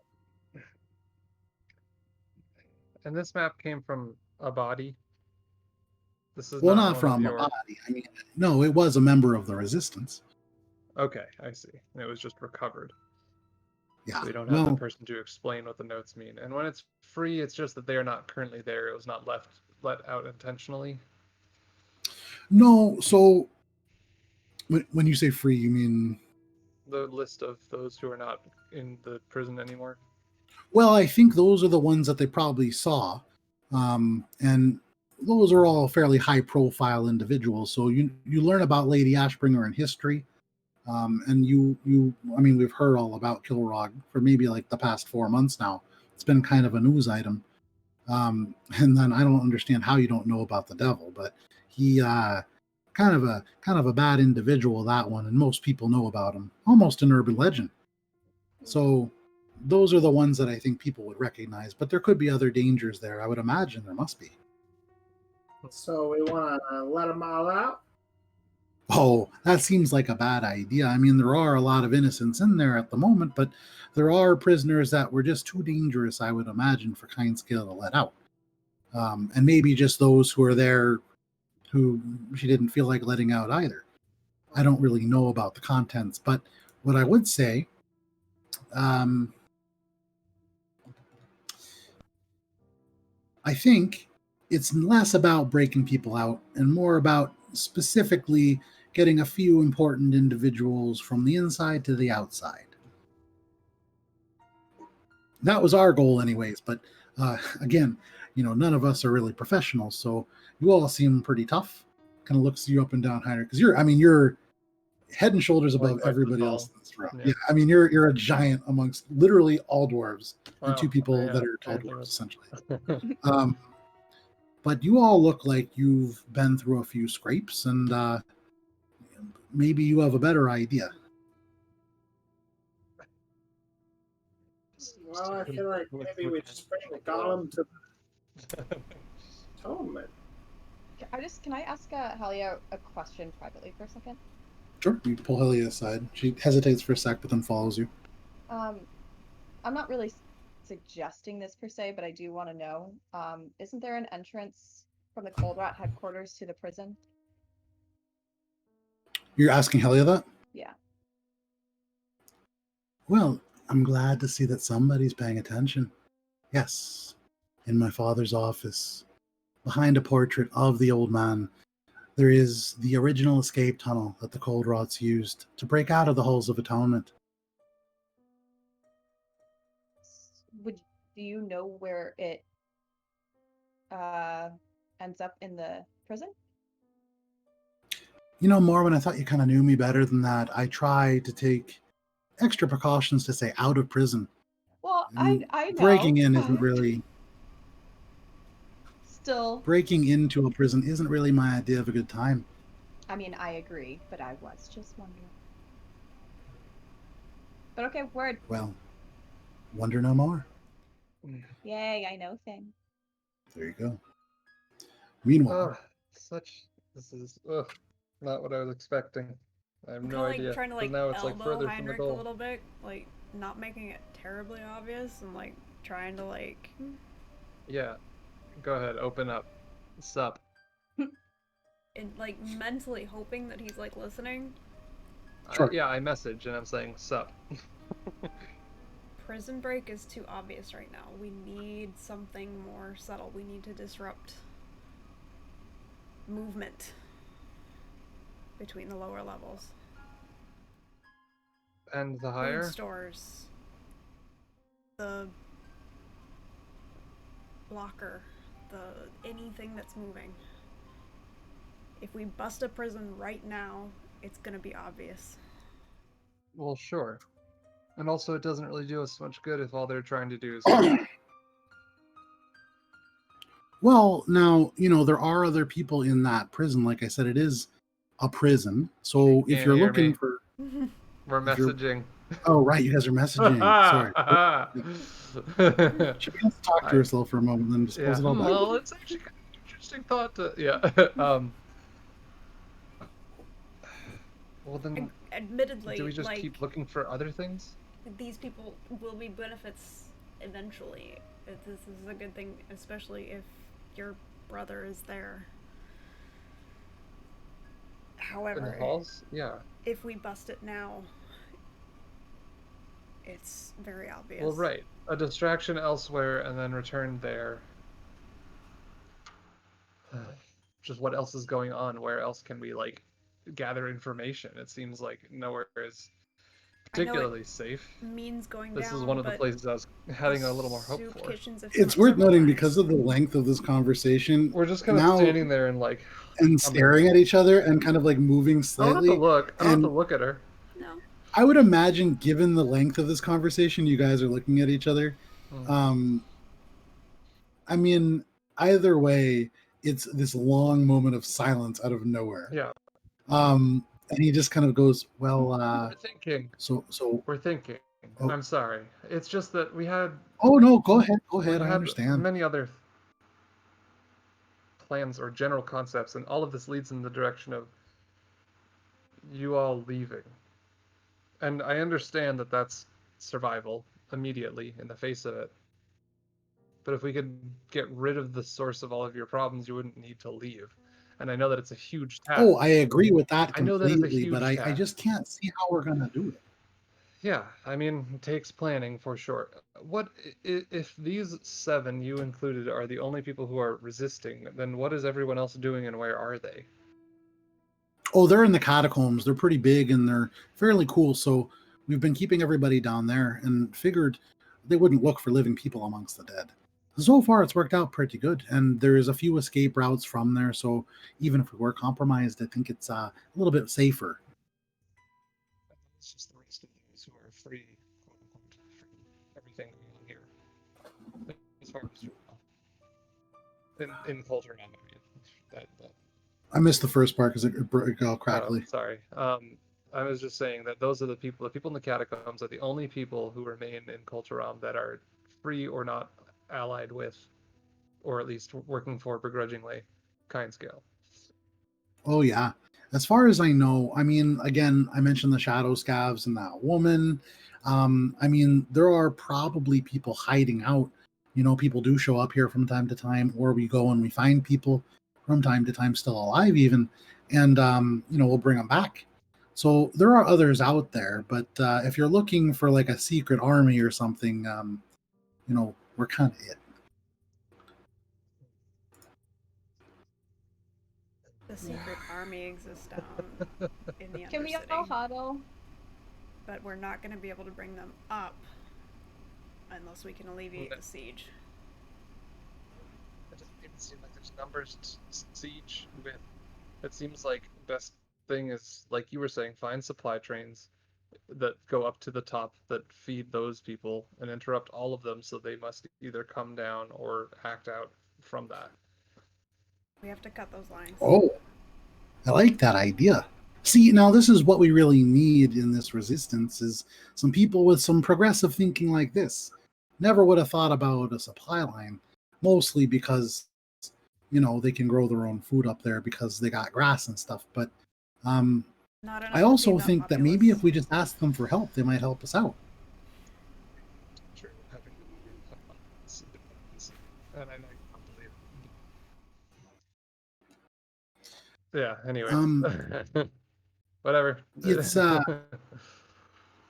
you know, so I mean, I think we could maybe even seek out some help from the people in the Ring of Gold if they are still up there. Then maybe they could help us out. Many of those houses they have their own guards and not an army, but 2 people here, 3 people there. They're willing to help. Wow. I don't think the help we're looking for comes from up there, but Well, I mean, one of the only people actively using teleportation to get people out was Lady Redridge up in the Ring of Gold, I think. she's still doing that? Oh no, she was captured in the same raid that took out most of our group. But I mean, the teleportation circle that she used is still there. We just need somebody to get us across it and through it. Prison still sounds like the best plan because there's useful people there. Step 1. What are the supply lines? If you know them. Well, that run through the bottom, I mean, a lot of the supply lines sort of flow down in that. Well, now let's see. Back at the bank, we had money that came in from the top. That flowed down. I mean, most things travel through the central staircase, you know? It's the easiest way, and there's lifts, and there are places to stop. So most people would go that way. But I Food wouldn't would advise it travel just that now. way. Right. Water would travel that way. We would need an army to go that way. We just It need to sounds like interrupt there are it. no supply lines. It sounds like it's insular. It sounds like the only thing that would be brought up there isn't even being brought up there at this time. Well, so the primary export of the Ring of Silver to the Ring of Gold was good steel.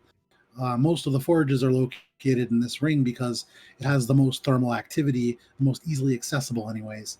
And so a lot of times it's easier to feed a forge from a natural source. Self renewing, it doesn't create as much smoke, which down here is always kind of a problem. You may have noticed there aren't a lot of fireplaces. Well, it's because we don't want this to happen. And even in this space, I mean, there's still a little bit of smoke hanging in the air. But I'm sure there are supply lines. It's just, again, I was sort of a banker. I could tell you how the money moved, and I can tell you there are a few exports. I mean, steel. Where does your food come from? Our food? Yes. Oh, from, hang on. Well, it depends on what you're looking for. We eat a lot of tube vegetables, and we do eat a lot of game, I guess you could call it. But there is, in the bottom of the Ring of Silver, sort of like a... you wouldn't know that word. Sort of like an agricultural center for people who want to sell things that were grown. People used to bring them in from all around, but obviously we're probably having some trouble importing vegetables and the like just now. You're from this Ring of Silver, yes?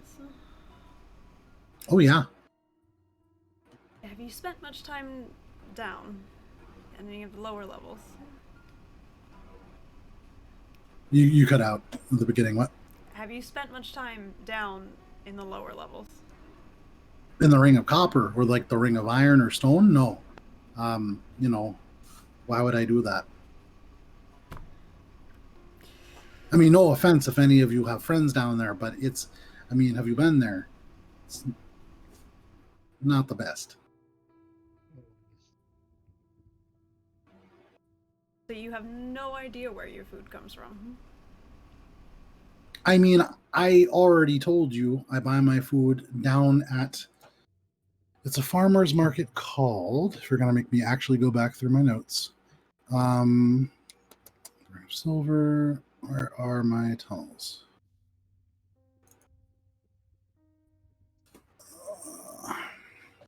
Nope, that's this week. He would explain to you that there is this sort of, it's like a farmer's market. Oh, here we go. Never mind. He would explain to you, this is from session 38.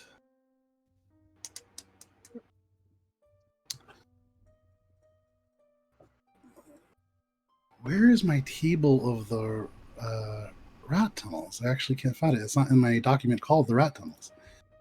I'm going to say 39. Okay.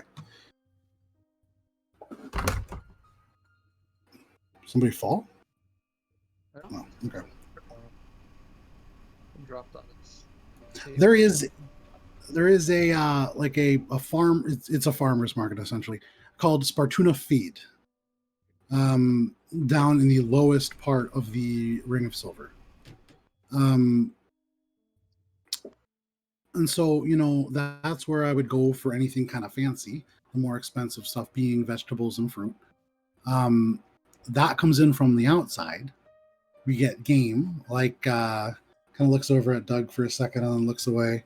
Various animals that kind of habitate Kol Taram in its natural state. But that's most of what we eat. Wonderful. What was the Again, name of the lady? completely cut out. Lady Redridge or something, was it? the Lady original? Redridge, yeah, Yeah. from the clan Redridge. They used to be a pretty proud family. It's just kind of her now. It sounds like she would probably know more about the Ring of Gold and their interactions at the lower areas anyways. Sounds like And she's nothing more so can be gleaned from in the Hall of the Tournament. this thing. Well, I mean, And if you all of want to it, know a little bit of the secret, one of the things that I did learn as a banker, from time to time would drink with some people from the upper crust, and up in the Ring of Gold, they have a tavern there called the King's Circle, and there, some of the very fine beer that they sell is actually brewed in the Ring of Copper. It's just kind of rebranded and brought up, and so, I mean, that could be a supply line, I guess. doesn't seem like one that's necessary for survival, though. Well, I mean, so they smuggle this alcohol from the Ring of Copper to the Ring of Gold. There's maybe like a staircase or a lift or something because it's a heavy amount of things. It's liquid. What You was can't just lug the it upstairs. what was the name of that brewery? Good way up. Do you know Which brewery? the one that he's Oh. referring to? Yeah. Give me 'Cause one in second. terms of I'll tell you. passage, that's also useful information. I just think that we need to speak with people who have a little broader knowledge, and they all seem to be in prison. And I think it might just be that we have to do that. I think we gotta Um, go to a jailbreak. Jailbreak! Well, I mean, the jailbreak is kind of what we were planning to do, before you got here. If you have a better idea, we're open to it, assuming that we can somehow get our leader back at some point. You keep saying that you need people to follow you, and she is somebody who can attract followers now. Right. Um, So the two-part question, I suppose, is the name of the brewery for possible access to the top, if they have a way. And then the second is, let's hear what you had so far with your plan to break out, just so that we could either help or brainstorm a better or more solid plan now that we are here. Just yeah, brainstorming. sure. The name of the brewery. Give me 1 second here. Standing Snake. Okay. The name of the brewery is the Rusted Rim Brewery. They make not really like a normal dwarven sort of like a proper ale. Pardon if anybody likes the stuff, but it's a little bit. It's like water, really, and he describes it a little bit, and you get the sense that it's basically like dwarven Bud Light.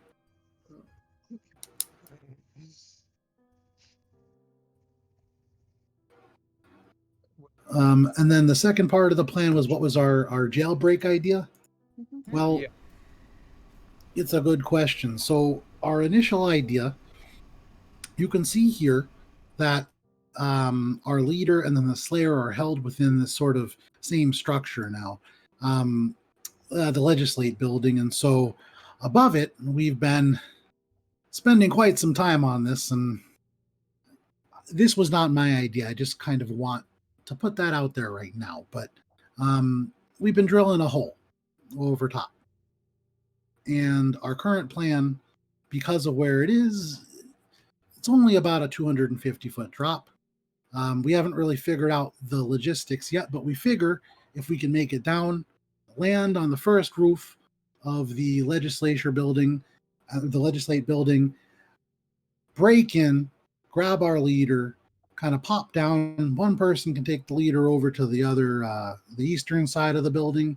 The rest could go down and break out the Slayer, and then from there, we really haven't figured it out, but we would need to get away. If you want to break out more people, that's sort of it's your prerogative. You could certainly do that. Well, that's an interesting plan.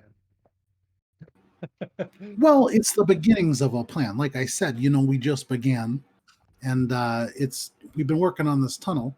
At the very least, it provides a good observation point. It's not a waste of time, but I don't really know from there what to do. You see, the thing about Jillerak is she has, beyond just your sort of normal charisma, gifted with words in a way that I think provokes magical effects from time to time.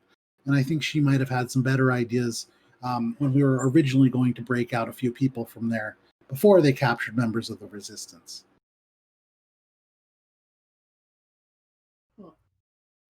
Assuming that these people can be broken out in a large quantity, do they have someplace to go? Well, again, we weren't going to break out people in large quantity. We're going to do a few specific individuals at first. But if you wanted to break everybody out, which I think is a great plan, I think we would want to move them as unsafe as it would be through the Underdark, at least until we can find a better way to get wherever we want to go. I would imagine most people are not going to want to return to Koltaram.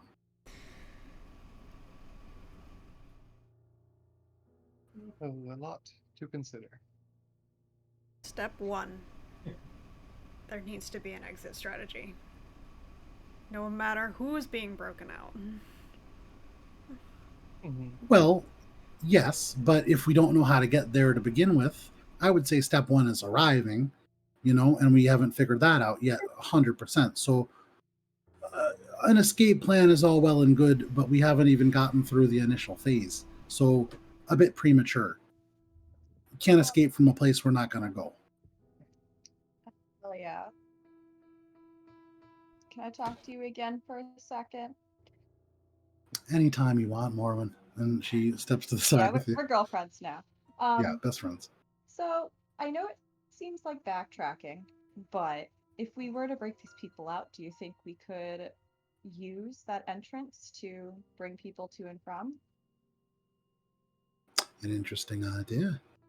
It would, I imagine we take could us make going that down, work.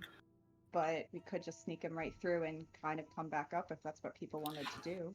Well, I've been wondering, listening to everybody talk, maybe we don't all need to go back down. Maybe we break people out and whoever wants to go can, but it sounds as if there's a few folk who might be helpful. Right. We I keep agree. those and we head back up with a larger group than we had originally, at least. Maybe more people want to come with us, maybe not, but at the very least, I think it might be helpful to get a few of those individuals. I am not from Koltaram, but I still don't understand how you don't know about him, but I do know about the Dukar Devil, and there is a bit of me that would like to set him free amongst Kindscale's ranks, to be quite honest. But So Could be a good So- distraction once we're in there too. I'm talking to a private. yeah, That's you're not over there. Girl time. Damn it. I messaged her. Then Talia, one, do I have your support? I mean, I won't be able to do this without your influence to even get into the Koldos headquarters to where the entrance is. She looks up, kind of at the ceiling for a little bit. You can see she searches for words. I can guarantee you that we can get within the Dark Hive. I can't guarantee everybody safe passage. I can't even guarantee that Doldrum will allow people through. I can guarantee my support. I will help and do what I can, but the old man's stubborn. Nobody tells Doldrum what to do. Are you comfortable with us telling everyone else here? Telling them what exactly? Just that there is this other entrance? Maybe leave out some of the details. Which When the cold, maybe the fact that it's a cold rot tunnel. When we did break out of the Halls of Atonement, we didn't get like a hall pass to come back. I imagine there are those who still do not fully understand what my family is involved in and believe the lies that the gold glows spread. Fair enough. But Right. if you want to tell people that you have a way out, you've my support on that. We walk back to the group. You turn and walk back. We do have a way in and out. Another way. What is this way? You see Helly get really Yeah. excited for a second. Oh, it's a path. What Yes, a kind path, of yes. path? Where does it secret go? path. to it heads to where I'm from. The Undercity. Down to the Undercity.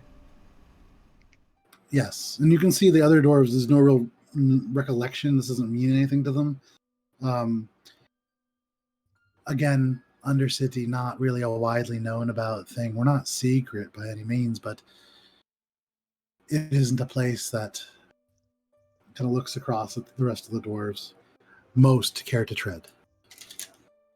In all fairness, we were already discussing too of maybe having to go back down there for help anyway. This might be kind of killing two birds with one stone. Oh god, sorry, that's Ultimately- horrible. I think of Chronic. Oh god. Sorry, I'll have to rethink Not that phrase. But helpful unless we can find a way to break the siege on the Undercity from above. Well, Numbers. That's my goal. seems like however we slice it, we're gonna need to make our way to the Halls of Atonement. Mhm. Let's see this hole. Oh, yeah, sure. I can take you there. And he kind of Points goes to over, a tiny little spot in the wall. It's like, gathers some stuff up. Well, no, we're going to have to go back out into the city. We didn't want to build it within the base because if we did compromise it, we didn't want people coming directly from the Halls of Atonement up to where we have about 150 refugees. But we also wanted it to place it in a position where we could lower directly into the Legislate building. So more bound to that, really. But if you want to see it, yeah, come along. And grabs his Lay stuff. eyes on our prize and sort of continue planning from there, basically. Yeah, of course. So he kind of gathers his stuff, moves over to the entrance to the room, and turns around. So who's coming on this little field trip then? Yep. Okay. I think I would definitely. Guess where I'll go. Oh, okay. This is wonderful. Well, I'm gonna insist that we try to be as quiet as we can now because it is dangerous out there. Try to stay single file and step where I step. Okay. Okay. Let's go. And begins to move out and into the actual Ring of Silver. And because it is almost 12:30, that is where we're going to end for the evening. So thank you guys so much for tuning in, for hanging out and playing D&D with us. I was telling these guys this at the break, but I was so nervous I wouldn't have enough stuff for you guys to do tonight. So I planned out so all three of those ways to go down there completely scripted out and completely different. Like there's no overlap in any of them, and I just way overdid it. So next week is going to be super great because we're ready for next week. Got the Halls of Atonement ready to go. Yeah, so you guys further cemented your plans. You guys have met some new people. You've gained some new things. I will say, Heinrich, based on your short rest, I will send you the description of that candle, what it does. Things I wanted to know. Yeah, it's pretty cool, if I do say so myself. But I won't say anything else because not everybody else knows about it. For everybody who tuned in, thank you so much. Asumo, Talon, Nail, of course, always. Everybody else who's in there, those are just the people who most recently messaged. Thank you so much for joining in. It's super great, and it's always great seeing people here. It's really great seeing that there are inside jokes developing and things like that. It makes my heart feel very happy. We will be back, I believe, next week, right? Anybody missing next week? So session 43, which seems to be, we'll loosely title it the Halls of Atonement for now, and we'll see what comes. But join us next week at 8:30 p.m. Eastern Standard Time. Stay safe out in the world right now because it is pretty crazy. We'll see you next week. Bye. Goodbye. See ya.